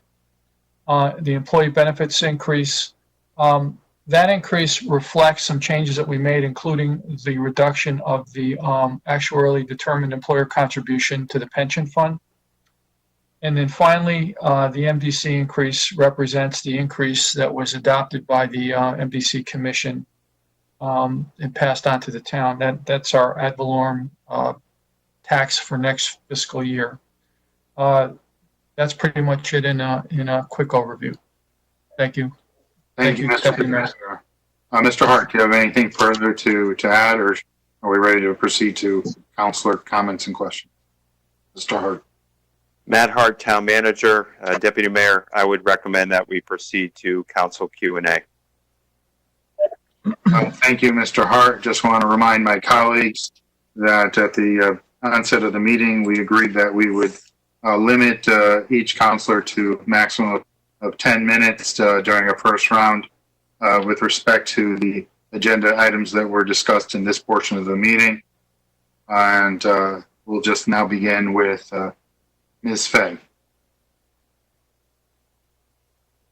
Thank you, Mr. Davidoff, very much. I just had a couple of quick questions. I'm hoping that they're quick. What you just went over, Mr. Privatera, with the non-departmental overview. I was just curious about the increase in the employee benefits contributions. I was surprised by that because I thought we were moving to a different program where I think the employee's contribution was going to be higher and the town contribution would be lower. Can you delve on that a little bit more and what we should expect for the future in terms of employee benefits? Well, Thank you, Ms. Fay. Mr. Privatera, the question deals with increases in employee contributions costs. thank you, Deputy Mayor. Well, I mean, currently we're self-insured, and I would defer to the town manager if there's any future plans to move to a different program like the state partnership plan or any of those programs. But every year, not every year, when contracts are negotiated with unions, one of the items of negotiation is try to set some balance with the costs associated with employee benefits, whether it's employees are going to increase their contribution, which would reduce our overall liability. But again, I can't comment on that as well. I would defer to the town manager on that. But as it stands right now, we are self-insured, and we have to make an assumption every year for an increase associated with the cost of providing health care, and we rely on outside consultants to provide that information to us. And I'd like to ask the town manager at this point if he'd want to comment on that. Thank you. Thank you, Mr. Privatera. I believe the topic deals with employee contributions. And Mr. Hart, this may also be an item that would be best discussed in closed session with the council. I'll defer to your judgment. Mr. Hart. Thank you, Deputy Mayor. Matt Hart, Town Manager. Yes, this is a subject I think would be best reserved for that closed session discussion. We are looking at options in the context of our negotiations. Thank you, Mr. Hart. And the reason that I selected that one. Hold on. Ms. Fay, go ahead.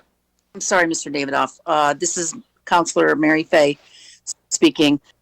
Thank you for that. And that's probably is a better place to have this discussion. But the reason I just wanted to be a little bit more clear or fair in why I picked that one, it's a large expense. And I just thought if we could, do anything around the margins for that, it can result in some savings that perhaps would not take away services from residents. So that's why I was focusing on the benefit side. And I know that we did at one point discuss the potential of going into the partnership plan, but I'll reserve my comments about benefits for the closed session. So thank you very much for addressing that. Thank you, Ms. Fay. Thank you for your understanding with respect to how we'll handle that going forward before budget adoption. Mr. Hart.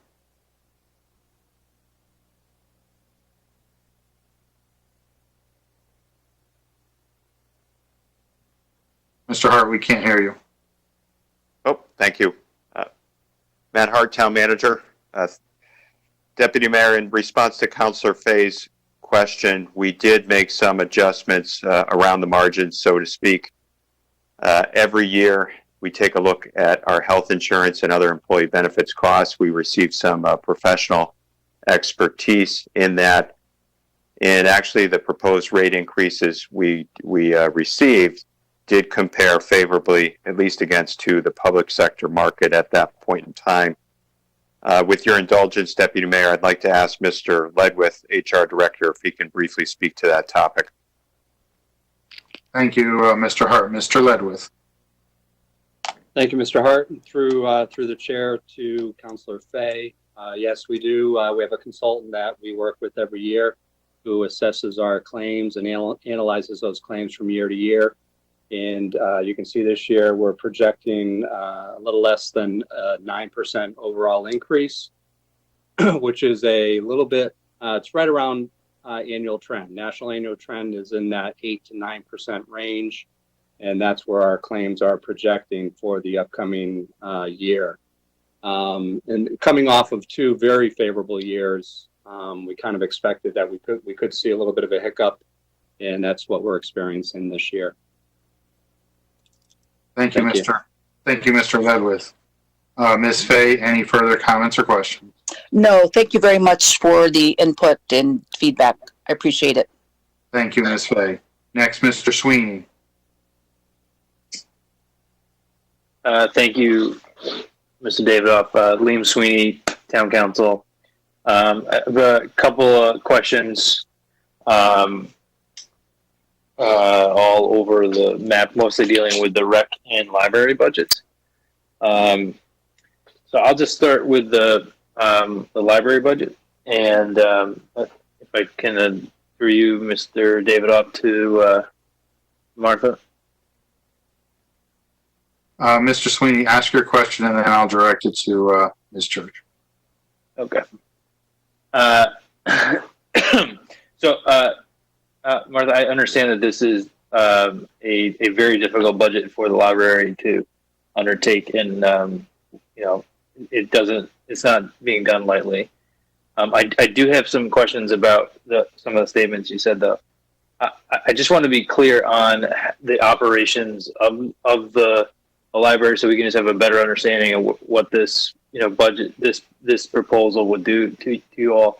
I guess one of the things that, if we can, I don't think you have to do it right now, but at some point just provide to the council the day-to-day foot traffic, so we kind of understand what kind of volume of people that you guys are dealing with, so that we can respectively staff you in an appropriate manner. I think that's fair. But mostly, I just have a question on the full-time staff. To my understanding, you have 8 full-time staff members right now. And then I guess, can you just walk us through a little bit how the part-time staff fills those gaps, and so that we can just have an understanding of what this budget would do from a personnel standpoint? Thank you, Mr. Sweeney. Ms. Church, Mr. Sweeney had 2 questions. The first was whether or not you'd be able to provide the council with basically foot traffic statistics at the various library branches. It need not be done today, but it could be done before budget adoption. And the second question was, can you walk the council through the staffing model with respect to how full and part-time employees interweave into the operations of the library on a daily basis? Yes, Martha Church, Director of Library Services. The foot traffic, I can tell you, for the main library averages just over 1,000 people a day. And I can get you the numbers on the 2 branches, but that I would have to look up. I don't have it at my fingertips. We have 24 full-time staff members serving 3 buildings. And those people are divided between the clerical union and the professional management union. We roughly half and half, not quite. There's a little, we're weighted a little more heavily right now to librarians. One of the things in my initial proposed budget was that we had, in the first time in my tenure, been able to present you with a budget that was actually slightly reduced from last year's budget. We were down 0.3%. And a lot of that was because we have redeployed people on the full-time side to work in all 3 locations. Everybody's cross-trained, and we then use our part-time staff, and this goes more to Mr. Sweeney's question, to cover those hours that are not covered otherwise. So the libraries in the current fiscal year until March 16th or 15th, the libraries were open a total of about, I don't have it in front of me. It was about 135 hours a week. The cuts that we are looking at in this budget, the best we could probably do is about 111 hours a week, and that's losing the Sundays, which are an expensive day. They're also a very popular day. Sunday's probably one of the highest foot traffic days that we have. It closes us an hour early every evening. The branches basically lose evenings. We lose a couple of mornings, which in a normal scenario, and we know we're not going back to normal, so this is why I need a little more time to work on what will be. But in a normal scenario, you know, mornings are a heavy program time for children's programs. And those are our, you know, emerging readers, our early literacy programs that support young families. We also do some outreach with our full-time staff. So it's the part-time staff that fill in all those gaps. They are the people that we use to, you know, all 24 of our librarians have, or our library staff members have, you know, contractual, you know, paid leave. They have vacations, they have sick time. We need trained people who understand our operation and are with us some portion of the time. You know, we can't call Bob at account temps to bring in librarians at the last minute. We need people who know our operation and our community. So we try to employ part-timers through the year on a limited basis so that those are the people that can step up and fill in when we have folks out on maternity leave, out on whatever other kind of leave they have. So I hope that answers the question. Thank you. Thank you, Ms. Church. Mr. Sweeney. Yeah, no, I appreciate that factor. I'm looking at the hours online. I'd love to just have a more comprehensive conversation with you about, and I think how to make it work. And obviously, if this is not something, you know, that's not possible, you know, we want to continue to have a strong library. We understand the service that it provides to the town. And we don't want to turn that off, but you know, I think we've all got to work collectively to try and to make this work in these times. And I appreciate everything you're saying and the issues that you're going to be confronting here. But so thank you for your answers. The other questions I have is if I briefly missed the reiteration of the conversation on the school nurses, and if the town manager could just repeat what he said on that, because I know that was an issue that we were talking about last year. Thank you, Mr. Sweeney. Mr. Hart. Thank you, Deputy Mayor. Matt Hart, Town Manager, in response to Councilor Sweeney. Let me start off. If additional detail is needed, Mr. Privatera and Ms. Verano can assist. Council will recall last year we were looking at some different options with respect to covering the cost of private school nurses. We are required to provide that service pursuant to state statute. We talked about a few different options last year, and some of it was related to state legislation that was eventually withdrawn. The state had initially proposed that municipalities would be able to bill private schools for the cost of those services in exchange for receiving the state grant that is used to offset a portion of the cost.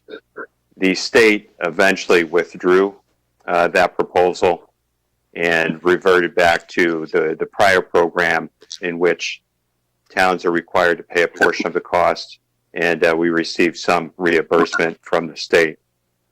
We also talked about whether or not the town, instead of hiring employees, if we could just make a direct payment to those private schools and require them to hire their own staff to provide that service. Based on our legal review, we determined that that probably would not meet the letter of the statute, which is why we've continued the program as it has been provided in the past.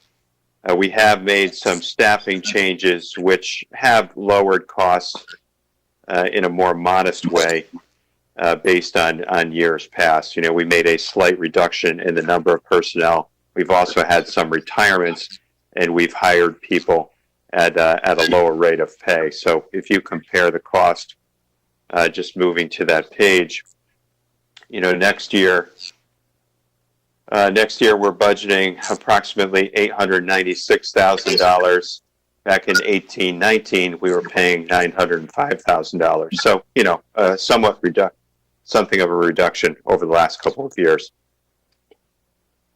I don't know if Ms. Verano would care to add to my comments through you, Deputy Mayor. Thank you, Mr. Hart. Ms. Verano.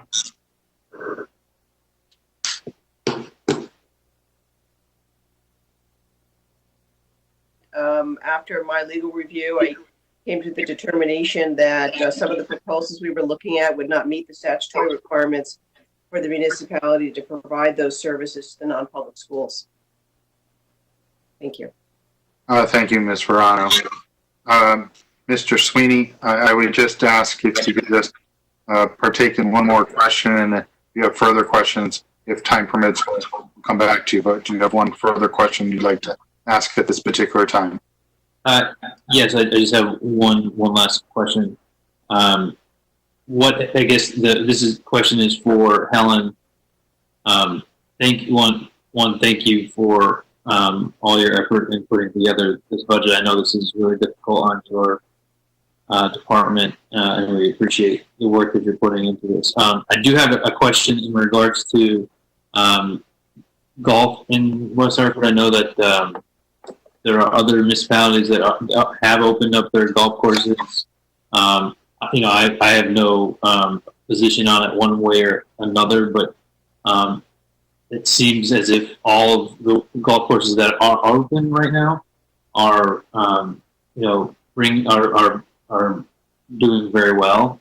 And I don't know if that's something that the town wants to consider for health reasons. Obviously, if the pro does not want to do that for health reasons, he knows that's the best. But how could that potentially impact the town's budget? And is this something that we're considering? Thank you, Mr. Sweeney. Ms. Rubino Turco.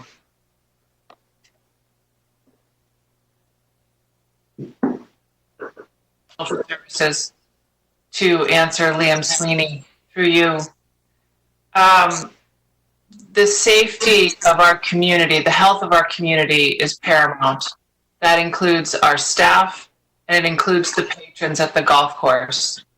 We have carefully monitored recommendations from the CDC, from the GP, from the golf associations at the national level and the state level. And we do recognize that many of our peer communities who have municipal golf courses are open. However, our leadership team has made the decision that in keeping with the recommendations to stay home and to practice physical distancing as much as possible, that we will maintain our golf course will be closed. We are going to reassess towards the middle to end of May. So perhaps the week of May 20th, May 18th, we will reassess. As you know, schools remain closed until May 20th. We are trying to wait until we see the other side of the curve. We have presented various scenarios, so don't think that we're just waiting. We've presented various scenarios about how to open the golf course safely what we consider to be safe. But we support, which includes no use of the golf course, spreading out the start times, 1 cart per person, extra cleaning, no cups, no driving range, no use of the snack bar or the facility.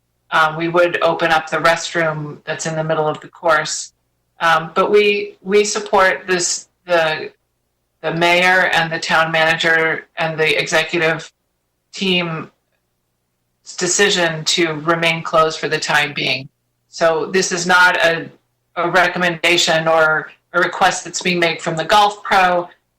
It's a request that we are following to keep our community safe. Thank you. Thank you, Ms. Rubino Turco. Anything further, Mr. Sweeney?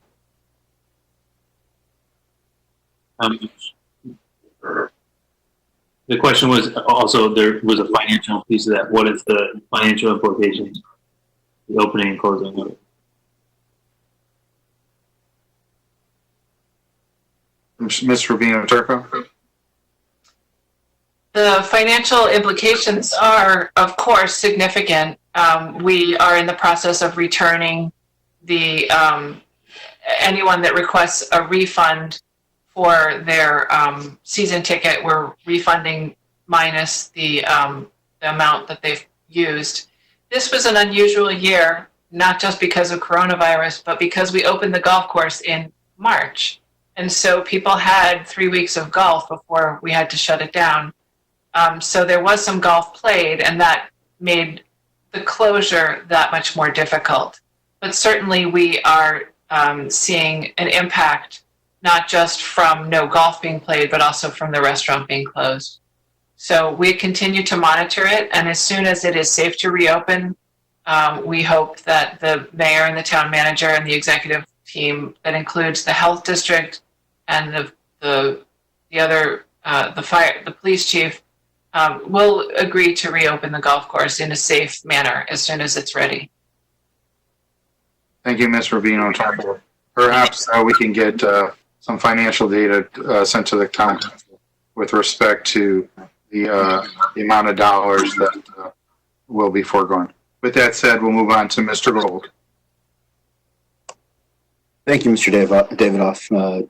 Just real quick, I just want to make a comment to Mr. Sweeney through you. As I was looking on page 1326 of the annual budget, it looks like Buena Vista Golf Course lost in fiscal year 19 just over $18,000, and Rockledge looks like it lost just under $500,000 if you're looking for numbers. I do have a question through you, Chairman Davidoff, to Ms. Church concerning the library, which I too feel is vital to our community.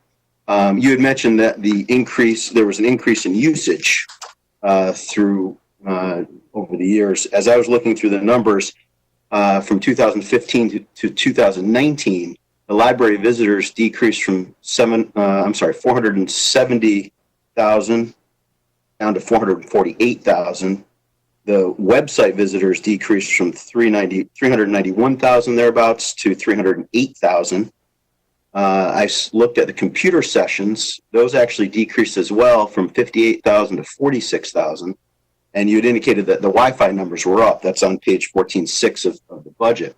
So I guess my ultimate question, while I appreciate everything and we're moving towards more technology as we're all here talking to each other through WebEx, is there an opportunity to consolidate where people are using online services or should be being pushed towards the online services?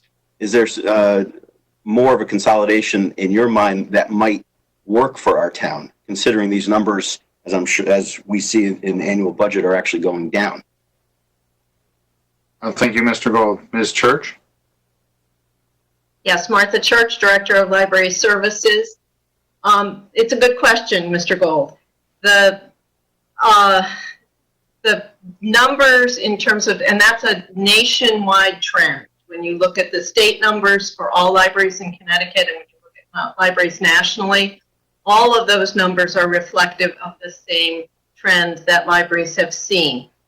A lot of that has to do with the fact that libraries have for the last 10 years been transitioning to some of these online platforms. And West Hartford has been fortunate in that we moved to computers and online platforms fairly early, and we have been continuing to build those online collections. And in fact, as we anticipated the closure during this crisis, I was able to look at the staff and say, okay, the one big silver lining I see is that this is our opportunity to really highlight and promote our online materials and activities. And usage on those in these last 6 weeks has gone up.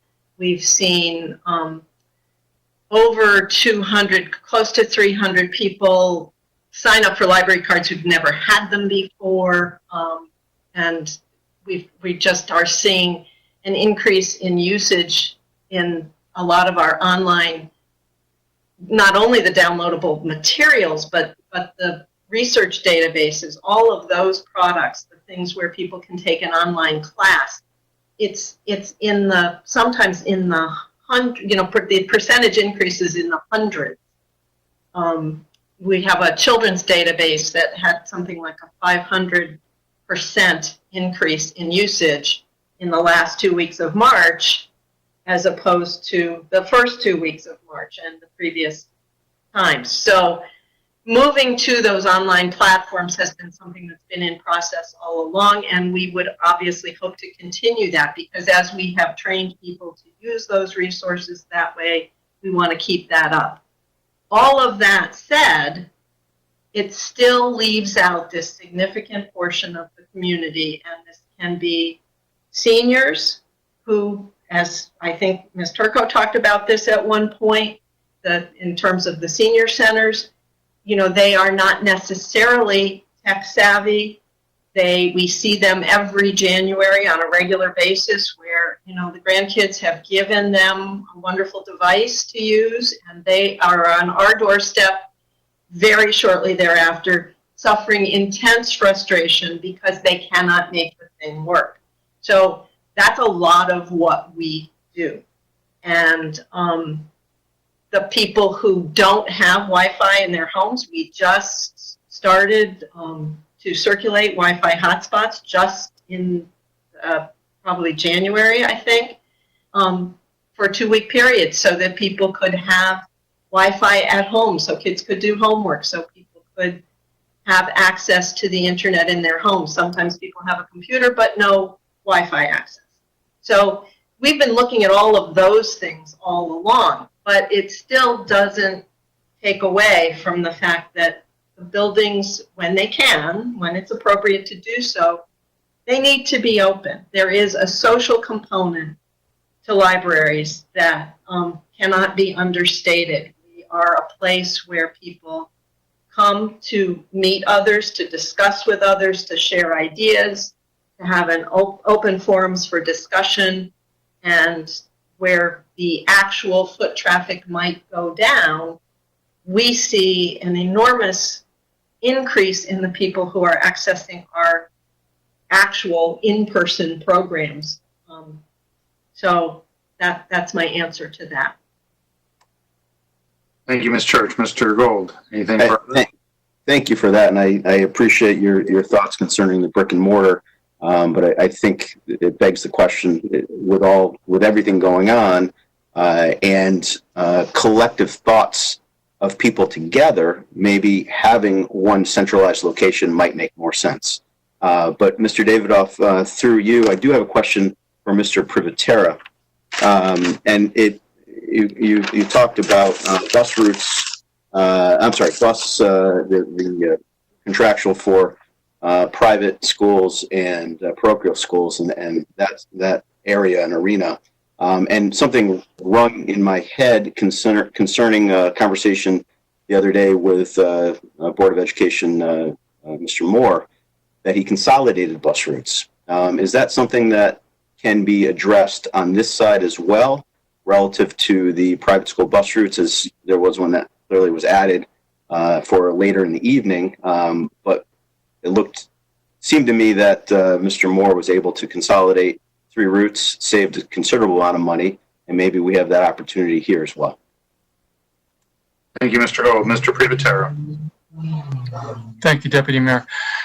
We basically pay the Board of Education to manage the routes for us. I mean, we pay a portion of the salary of the transportation coordinator. We pay a portion of the costs associated with the software to maintain it.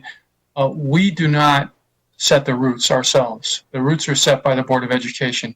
If there was any consolidation of routes or any savings associated with that, I would assume that the board would have reached out to us and discussed that with us. But I think that's an excellent point, and I should probably follow up with the Board of Education to see if there's any savings associated with the bus routes that we're paying for in our budget. Thank you.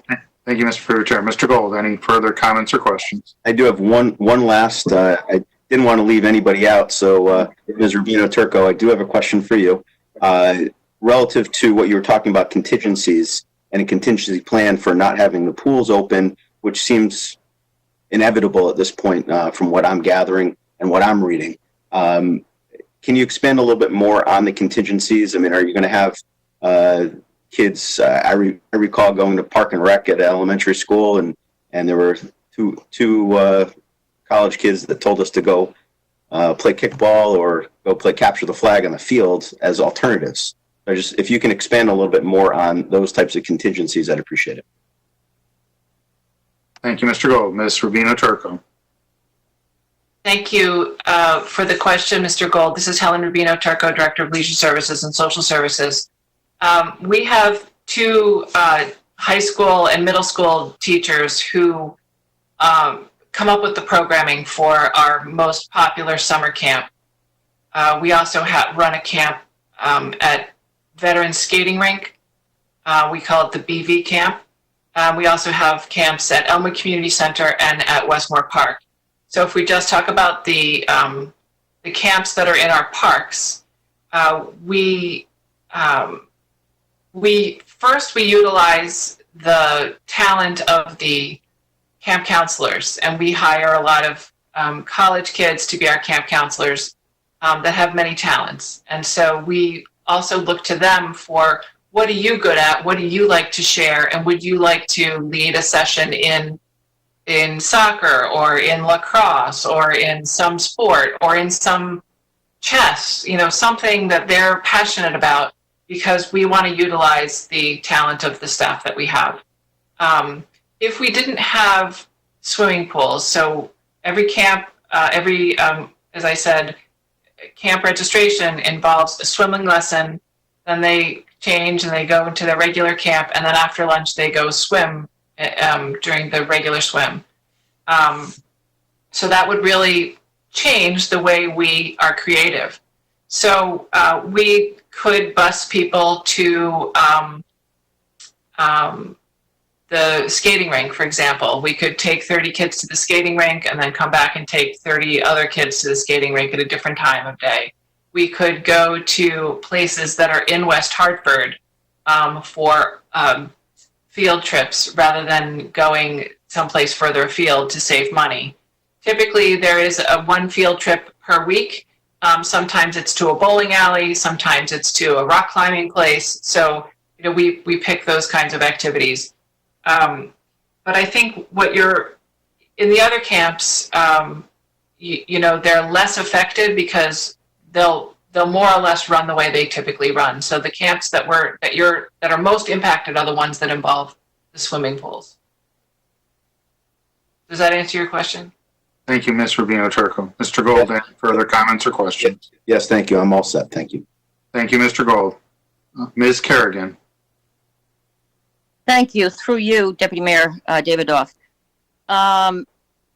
General question, with respect to money that was budgeted for the last budget season that goes unused because libraries closed, pools are closed, golf course, as well. That may not be a revenue gain, but where does that money that wasn't used go? Does that roll over to this budget season?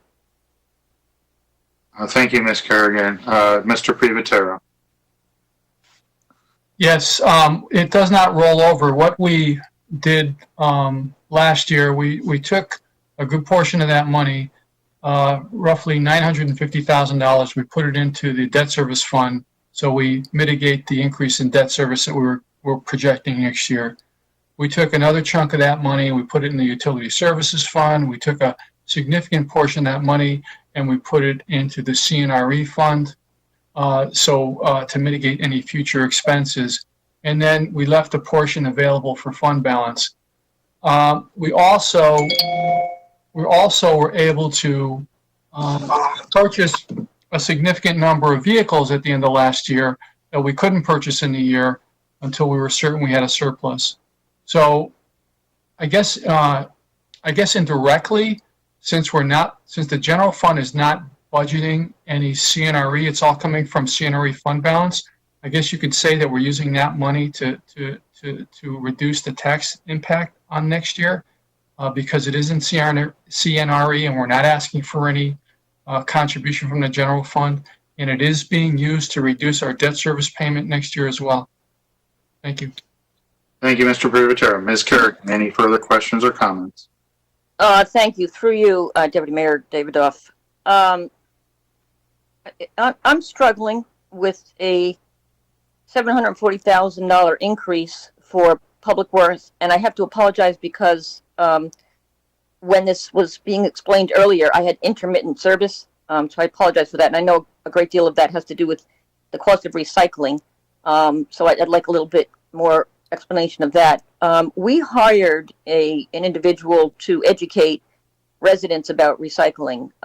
Has that individual been laid off? Are there any laid off? So can you speak a little bit to the increase in the Department of Public Works as it relates specifically to the huge decreases that so many other departments are experiencing? Thank you, Ms. Kerrigan. Mr. Phillips. Thank you, Deputy Mayor. John Phillips, Director of Public Works. Councilwoman Kerrigan, yes, to understand the Public Works budget clearly, 41% of our overall budget is associated to waste and recycling. Those costs are fixed, and that is the primary driver to the increase you see in the budget documents. And that represents a 6%, almost 7% increase, all associated with tipping fees for municipal solid waste, and now new tipping fees, processing fees are called, for the recycling materials that we generate and have processed into the commodity markets. If you take away the waste and recycling budget portion of Public Works' budget, the remaining budget is seeing a 6% reduction in operating funds. So we'll see a significant lag in the delivery of our services on the operating side, because that is where the cuts will be focused on, because the costs on waste recycling are fixed. Yes, we started in February with a recycling coordinator, Catherine Bruns. She's been fantastic. She's been making direct contact with those who needed that kind of one-on-one attention on recycling and understanding their waste management habits at home, so they can be better presented at the curb, so we can reduce our contamination rate, which is a significant issue, not just for West Hartford, but the industry as a whole.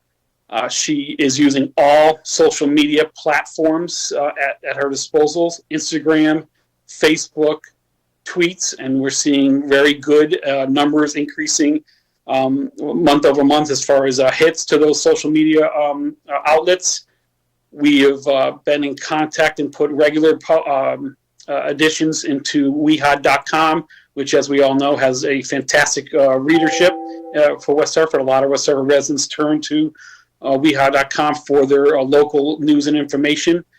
So Catherine has been very busy in just a short amount of time, and we felt through this pandemic it was more important to have her work on the education piece, because for March alone, our waste numbers went up 14% from the same month last year. So because of the stay-at-home orders and the amount of time people are spending at home, the increase services coming to the home with what people are purchasing, the increase of foods that they're taking to home from delivery services, we've seen an increase of 14% on our waste side. So it's important that we continue the education of how we separate our waste and what goes where. It's called the what's in, what's out. I hope that answers your question. Thank you, Mr. Phillips. Since you did give a very comprehensive response on the increases to your budget, perhaps Councilor Kerrigan and yourself can connect if there's other areas that haven't been covered, if that's okay with you, Ms. Kerrigan. Thank you, and I do have one last question. Okay, sure. Thank you. Through you, Deputy Mayor Davidoff. Life is about luxuries and necessities, and no doubt leisure services, which I kind of always chuckle at the name leisure because, as Helen says, many of those services are being utilized because parents work and they are daycare. That may all change. I do have concerns. This is so fluid, being in a pandemic. Those individuals that are charged with people, Helen and Martha, certainly you're going to have to be extremely flexible. And I know you are aware of that, and you're so good, both of you, at what you do. But I do have grave concerns about those.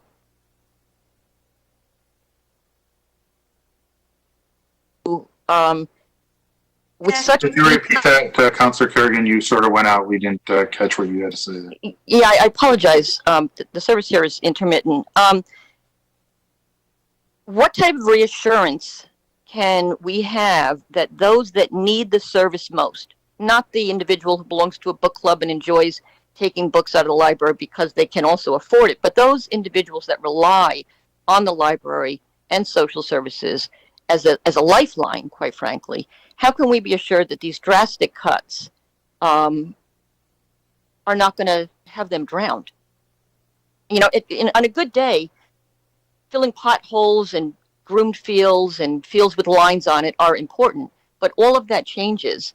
And so I'm curious to hear from Martha and Helen some reassurance with these drastic cuts that our most at-risk residents won't be crushed under this. Thank you, Councilor Kerrigan. Mr. Hart, I'll go through you, and then you can call on either Ms. Rubino, Turco, or Ms. Church, and if they could prepare themselves to respond, that would be wonderful. Thank you, Mr. Hart. Thank you, Deputy Mayor Matt Hart, Town Manager. Councilor Kerrigan, thank you for that question. That's one of the issues we've wrestled with the most. The direction that I provided to staff is that it was critical that we did our best to save those programs that serve our neediest residents. So we have worked hard to do that. As Ms. Church did say, though, in her remarks, we would be forced to close the library some number of hours a week here, and that resident population does rely heavily on access to the library. But there are key programs such as the Fax and Lunch program, other examples that we've worked to preserve for next fiscal year. So back to you, Deputy Mayor. I would ask Ms. Rubino Turco if she could briefly elaborate on my comments, perhaps talking about the strength of the social services, food pantry, how that would all remain in place next fiscal year. And then we could turn briefly to Ms. Church as well to talk about the programs provided by the library that serves our neediest populations. Thank you, Mr. Hart. Ms. Rubino Turco, and then Ms. Church will call on you after Ms. Rubino Turco. Thank you, Mr. Davidoff. Helen Rubino Turco, Director of Leisure Services and Social Services. I'm very proud of the team that we have on the social services side because we haven't really touched on it, but we've been extremely creative and have also been the beneficiary of a lot of kindness from our community. There is really no change in the budget for social services, so it remains as robust as it possibly could be. We had asked for an additional part-timer, which wasn't allowed, but we will make do as we always do. The subject of our meeting the needs of our most vulnerable population, as Councilwoman Kerrigan said, is something that Martha Church and I have talked about at length privately. We know these cuts are going to make a profound impact on our community. When we talk about libraries and we talk about social services and we talk about our parks, and these are an essential part of our civic infrastructure. Parks in particular are a source of comfort, of well-being, of health, of course. And we know that the best medicine for cabin fever is to take a walk to your local park. But why people want to live here is because of our, the two of the things are because of our robust programs and our library services. And in a time of recession, people shrink. They don't go to the beach. They don't have grandparents that have a pool. They stay home and they go to their local park and they go to their local pool and they go to their local library. And this is a time when you exactly need to support these amenities. Now, we also understand that we're going to take our portion of cuts. We do have a leisure services scholarship fund that helps children that can't afford a summer camp that is funded separately through donations. The social services net remains very strong. What we're seeing now is a steady stream of donations coming from all different parts of our community, and they're practicing something called tactical donations. So they're asking in advance, tactical altruism. They're asking in advance, what do you need? And just to give an example, I got an email from someone saying, what do you need? My child wants to donate his Christmas money and his tooth fairy money to buy food for people who need it. And what do you need? And I put my head out the door and I said, what do we need? And someone answered from one side and someone answered from the other side, and they both answered, jelly, we need jelly. And I was able to email this person, and the next day we had cases and cases of jelly delivered. So, Mrs. Kerrigan, when we ask about, what are the changes and what are these cuts going to do to our community, we are going to make sure that the needs of our most vulnerable are met. But we also hope that as the world evolves, as Town Manager Matt Hart said, that we want to be flexible enough in order to open up slowly and to make sure that we can reintroduce the things that people care most about as safely as we can, and with whatever monies we're given, we will use them wisely. Thank you. Thank you, Ms. Rubino Turco. Ms. Church, same question.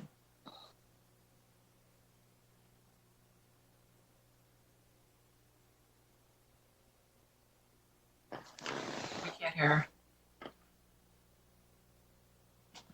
Apartments, and it's a critical piece of what makes West Hartford a place that people want to come to and want to live. As far as the library goes in this kind of time and meeting the needs of those most vulnerable, this goes in part back to something Mr. Gold asked about, which is, do we really need 3 libraries? And we do, because particularly on the south side of town, this is a community that does not have transportation easily. As we all know, bus routes from that side of town into the center require transfers and all kinds of other machinations to actually make that process work. And Faxon is where we have been fortunate enough over the past 3 years to offer the summer lunch program. We don't actually sponsor the lunch, but that is the community that is, by virtue of their demographics, eligible for the federal lunch program during the summer. And it's a place where kids can walk to, and any child can get, up to age 18, can get a summer lunch. And we very much hope that we are able to be open enough to do that this summer. Some of that will, of course, depend on whether, what the restrictions around groups and so forth are, because that program can serve, 30 to 40 to 50 kids a day. And but having them all there at the same time may not work. So it might be grab and go out of our parking lot over there. And we have coupled that in the past with a grant-funded program called Faxon Fun, which kind of we tack it on to lunch, and it's an afternoon library activity program that is designed to help kids sort of combat summer slide in terms of their academics and maintain literacy skills and build some social skills in terms of how to interact appropriately with each other, how to play games cooperatively, that kind of thing. And so those are some of the things that we would hope that we are able to preserve. And again, having communities where libraries are walkable and people can get to them without necessarily having transportation is an important piece of how we serve those who are on the end of the spectrum that might be most in need. I hope that answers the question. Thank you, Ms. Church. Ms. Kerrigan, do you have any further comments or questions?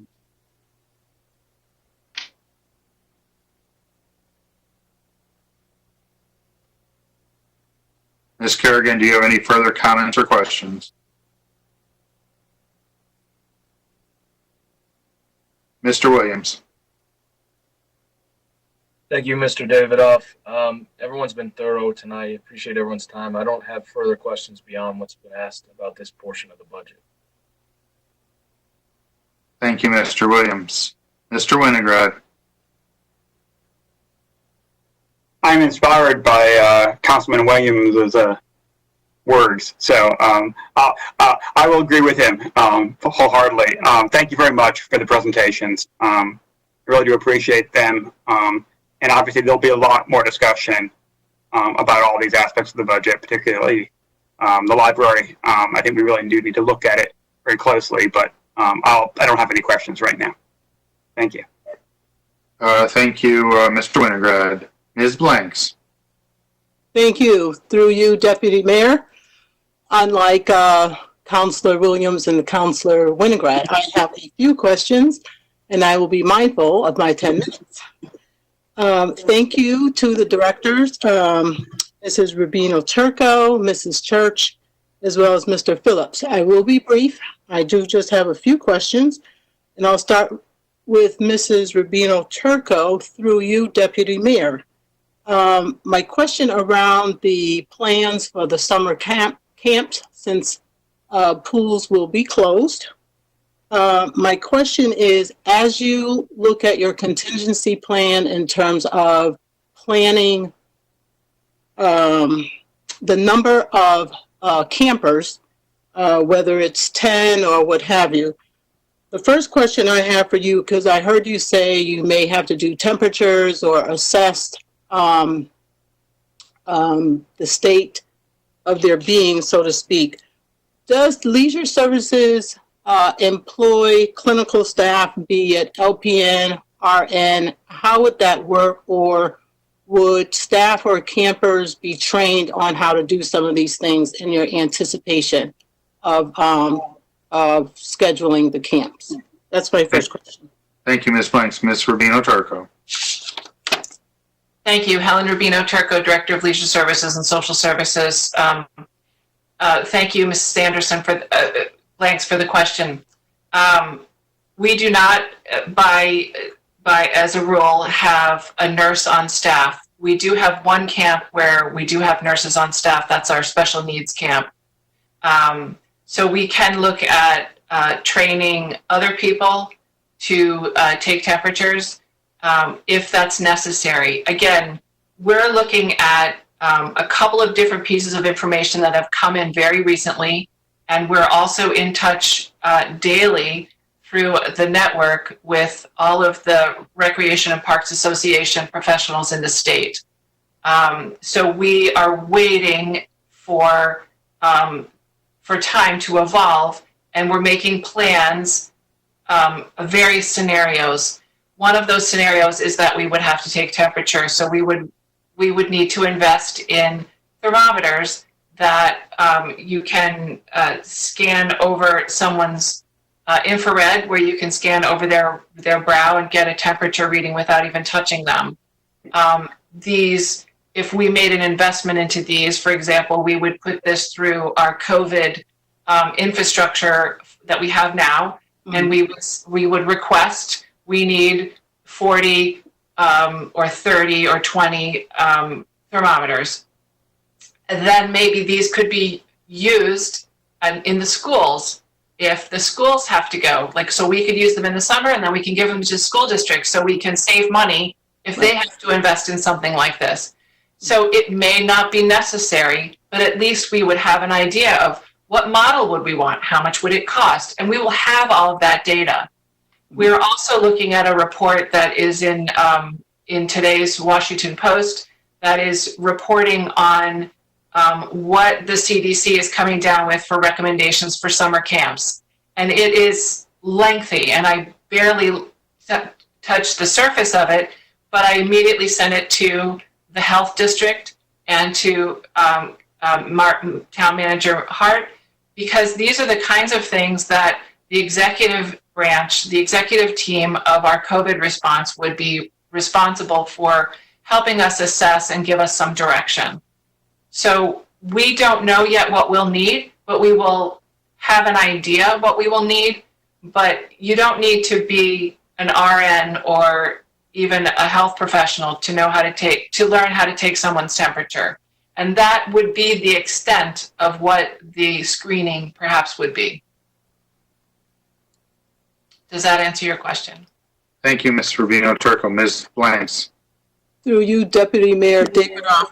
Yes, and through you again, Deputy Mayor Davidoff, I have another question. That is, what's the average number of campers that usually register during the summer to attend camp? Thank you, Councilor Blanks. Ms. Rubino Turco. This is Helen Rubino Turco answering again the question regarding the numbers of campers. It varies from session to session and from camp to camp. But the largest camp that we run is the Funtastic Camp, and that's the one that's full day and involves swim lesson, and then camp activities, and then swimming pool. Typically, we have 40 or 50 kids in that camp. It used to be a 2-week camp, and now we do 1-week options. So let's say a typical session might be 40. We may pull that back to be 30 if the recommendations from the federal or the state government says you can only have camps of 30 with pods of 10 each. We could also seek a waiver and say, well, we'd like to have 40 kids and have 4 pods of 10, and this is how we would handle it. So we're coming up with those scenarios and then figuring out what do we need to get an exception for. If we did reopen the pools, for example, and we need 2 or 3 weeks to physically get the pools ready to be open, but we also need to hire lifeguards. So we wouldn't have time to do recertifications. So maybe we would apply for a waiver to the state saying, we've had someone that's been a camp counselor or been a lifeguard for 2 summers. Could we get a waiver and they could start working and then get their recert during the summer while this pools are in session and we have a pool where we can do the research. So we're looking at all of those options, but right now we're assuming that pools will be closed and that portion, won't be an issue. Thank you, Ms. Rubino Turco. Ms. Blanks, any further comments or questions? Thank you, Deputy Mayor Davidoff, not for Mrs. Rubino Turco. I do have a question next for Mrs. Martha Church, through you, Deputy Mayor. And my question is around the temporary employees that she reported on. How many temporary employees are there, and are they the same as the part-time employees? Thank you, Ms. Blanks. Ms. Church. Martha Church, Director of Library Services. We have on our books about 80 part-time employees. Those employees are the same as temporary. That's our temporary payroll. And they fill any number of roles, from library pages who work for minimum wage and put books back on the shelf. Often those are high school kids, some are disabled adults, and right up through professional librarians with master's degrees in library science. And a lot of those people are key to keeping library operations running smoothly, keeping the flow of materials available and accessible to all comers. Obviously, we don't use 80 people every week. We have a roster of people that we draw from. Often we have people who have a schedule that is no more than, well, certainly the people with the largest number of hours in the week for a part-time person is no more than 15, but we have very few of those people who actually have 15 hours a week. Most of them have in the neighborhood of one shift, which might be 4 hours or 3 hours a week. And the reason we have so many people on the list is because when we need to call people in to cover some of those contractual leaves of our full-time people, we need to have a pool of employees to draw from, because just because you say, we have somebody going out on vacation and can you come in and cover, that one person may not be able to do it. You may need you need to have a number of people who could respond and say yes. So that's the reason that we keep a number of people trained and ready to step in when we need it. I hope that answers your question. Thank you, Ms. Church. Ms. Blanks, anything further in terms of questions or comments? Yes, thank you, Mrs. Church. Through you, Deputy Mayor Davidoff, my final question is for Mr. Phillips. Please proceed. Thank you. Mr. Phillips, my question for you is, as you reported regarding the reduction in services and for those corridors, I think you mentioned either Park Road or New Park Avenue, where your staff would empty out those receptacles. My concern is, as the services are reduced, what type of impact will that have not only on your staff, but also the residents who abut those particular receptacles, especially as we approach the warmer months? Thank you, Ms. Blanks. Mr. Phillips. Thank you, Deputy Mayor. John Phillips, Director of Public Works. Councilwoman Blanks, to be clear, we don't have any town receptacles on New Park Avenue. The only town curbside receptacles we have are within West Hartford Center and down and through Park Road area. Again, it will be with the uptick of activity that comes with this season, your spring, late spring, your summer months, and in your early fall months. It will be a challenge to balance priorities and be responsive and timely with emptying those receptacles.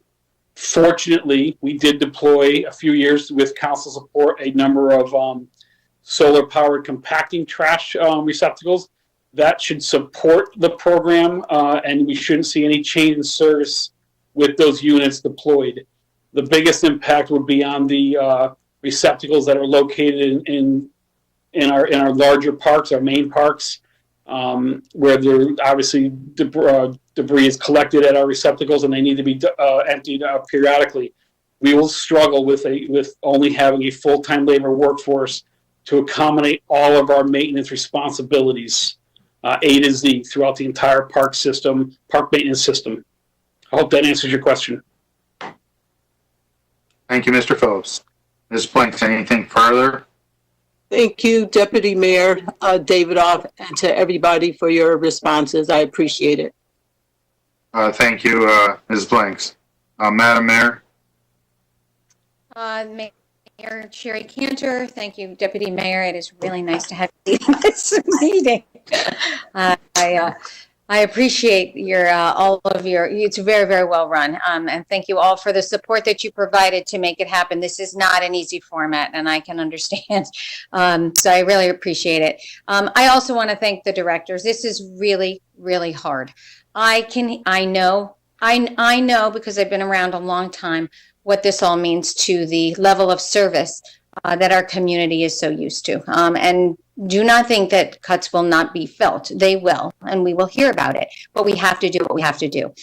These are extraordinary times. And we know we're also not at the end of this. This is a pause, and we're adjusting, and we're going to probably continue to adjust, and maybe in a more dramatic way. But maybe we can be a little bit more, have a better understanding globally and have a more comprehensive discussion with everybody going into this and how we can do this. It's hard to do something so transformational and strategic in a few week period of time or month period of time. As we also are reacting to a pandemic and serving our community. And what I wanted to say was, and maybe Helen can briefly touch on this, Mr. Rubino, Turco can touch on this. The social services, we really haven't talked about the social service component of our budget. And I know that there's a focus on the leisure services because there's some proposed reductions and changes. But social services is actually feeling probably such a large amount of the demand of what is going on with COVID, and they are and heavily rely on a volunteer and part-time, also have some help that they need. But this is a really important part of the service to our community right now. They're being creative and proactive. So before people are in crisis, they're serving them. And I just wanted to ask Ms. Rubino Turco about any just going into this budget, and so the social services part of your budget. Could you just do a quick summary of where we are? Thank you, Madam Mayor. Ms. Rubino Turco. A quick summary of where we are in the current year budget or in the proposed budget. In the current year budget, sorry, go ahead. Through Mr. Davidoff in the proposed budget. In the proposed budget. Thank you. The proposed budget is pretty much a roll forward budget. We had requested an additional part-time person. We have an unfilled position right now of a part-time social worker that hasn't been filled yet. And we had requested another part-time person that would be a case worker, which we didn't get. So we're trying now to figure out what kind of person we want to hire. But the bulk of the work that we're looking at is, of course, we have 4 full-time social workers, and then we have a part-time two positions that are part-time social workers. We have a full-time admin. We oversee the CDBG component of our budget as well. So one of the social workers works part-time. Half of her budget is paid for out of CDBG. And we handle everything from the rent rebate, all the services that come to us either from the state or the federal government. We administer, as well as just helping people who are in a crisis or who need services. We match them with the caregivers that they need.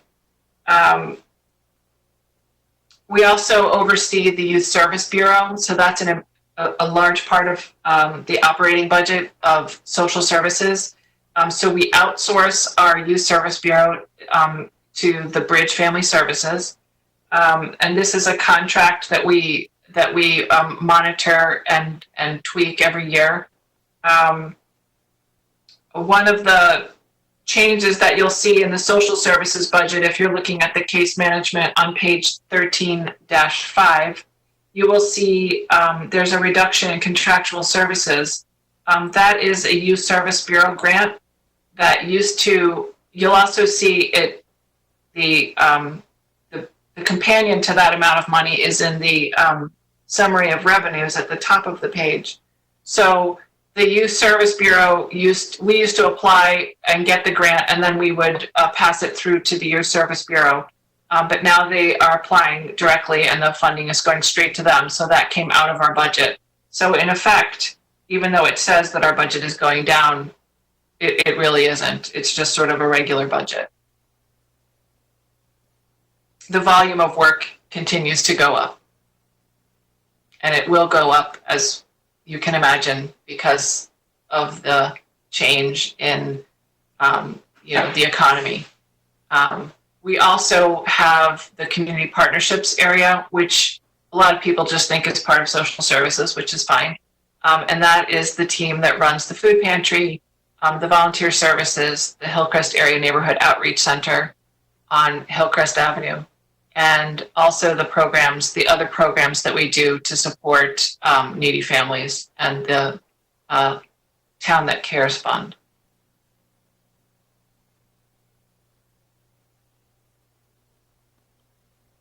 Thank you, Ms. Rubino Turco. Mayor Cantor? Thank you, Mr. Rubino Turco. That was helpful, and I am well aware, and I appreciate all you're doing, and I know the demand is we're going to do our best to meet whatever needs we can. I also want to Mr. Phillips, I've sent Mr. Phillips a number of resident requests to increase trash pickup and recycling pickup this year because of this month, because of so many people being at home, and so there's been a lot of very professional response. I want to thank him. I want to thank Catherine Brunt for also jumping on many, many issues on recycling questions that we've had. So I appreciate that. And also, Ms. Church, thank you so much. I know we're probably going to have a couple more questions as you start to relook at the budget in the way that is a little bit maybe more holistic rather than just the part-time staff. So I look forward to seeing that back. As I've said before, the libraries are the kitchen of our town, and many, many people use them. And I think we have to be judicious and we have to be careful. But I also know that they're a lifeline for so many. With that, I'm done with questions. Thank you, Mr. David. Thank you, Madam Mayor. I'll just go last. I did have a question for Mr. Hart. First, I'll make a comment, and then I'll ask a question for Mr. Hart. My comment is, I believe that West Hartford, it is a very strong, caring community, and we are a population of citizens who are ready to help each other, to be neighbors, helping neighbors, a town that cares, and we're committed to meeting the needs of those who call West Hartford home. And that commitment is stronger today than ever before. That's my comment. With respect to a question for you, Mr. Hart, I've noticed that everywhere else in the world that has started to come on the other side of this COVID-19 situation, there is constant checking of temperatures, no matter where they are located in the world, and that seems to be a first step. And I want to know, how prepared are we to do these temperature checks and have the necessary thermometers in place? Because I do believe that going forward, they are going to be essential for us to give people confidence that it's safe to sort of interact with that type of situation. Mr. Hart.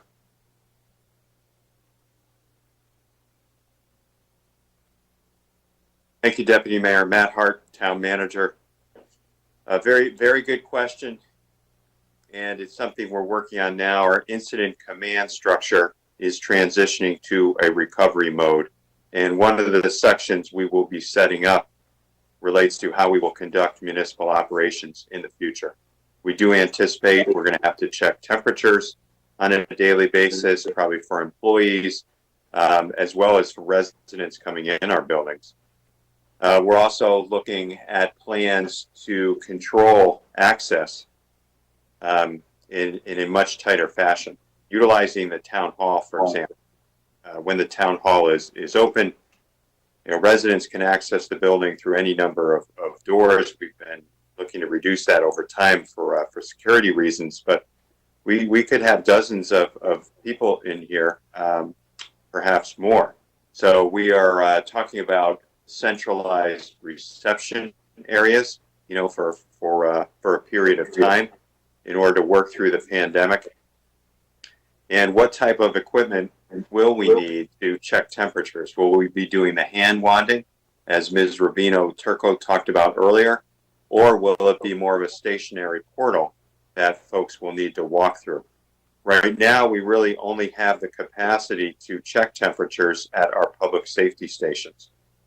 We do not presently have the equipment or the procedure set up for other town facilities, but it is something that we are working on.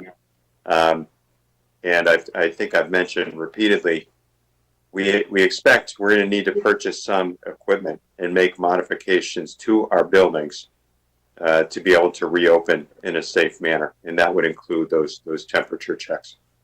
Thank you, Mr. Hart. I can't stress enough how important it is for us to get ahead of the game with respect to thermometers, whichever way we choose to go, because I do believe that probably we'll be competing with almost every household in America to have one of these things to give people a sense of security. So that's all I have to say on that. I just want to remind everyone that if you're interested in sending comments, you can do so. The council will receive comments via an email. The address is comment, COMMENT, at westhartfordct.gov. Again, comment at westhartfordct.gov. Those comments will become part of the public record. Just to let everyone know, we'll be back at this review of the proposed and amended budget on Thursday evening, same time, 6 p.m. start. I appreciate everyone's participation and great questions and contributions this evening. If you do have further questions, I'd ask that you email the town manager so that he can get us the proper data and that he can disseminate that information to the entire council. With that said, I will adjourn the meeting without objection. We stand adjourned.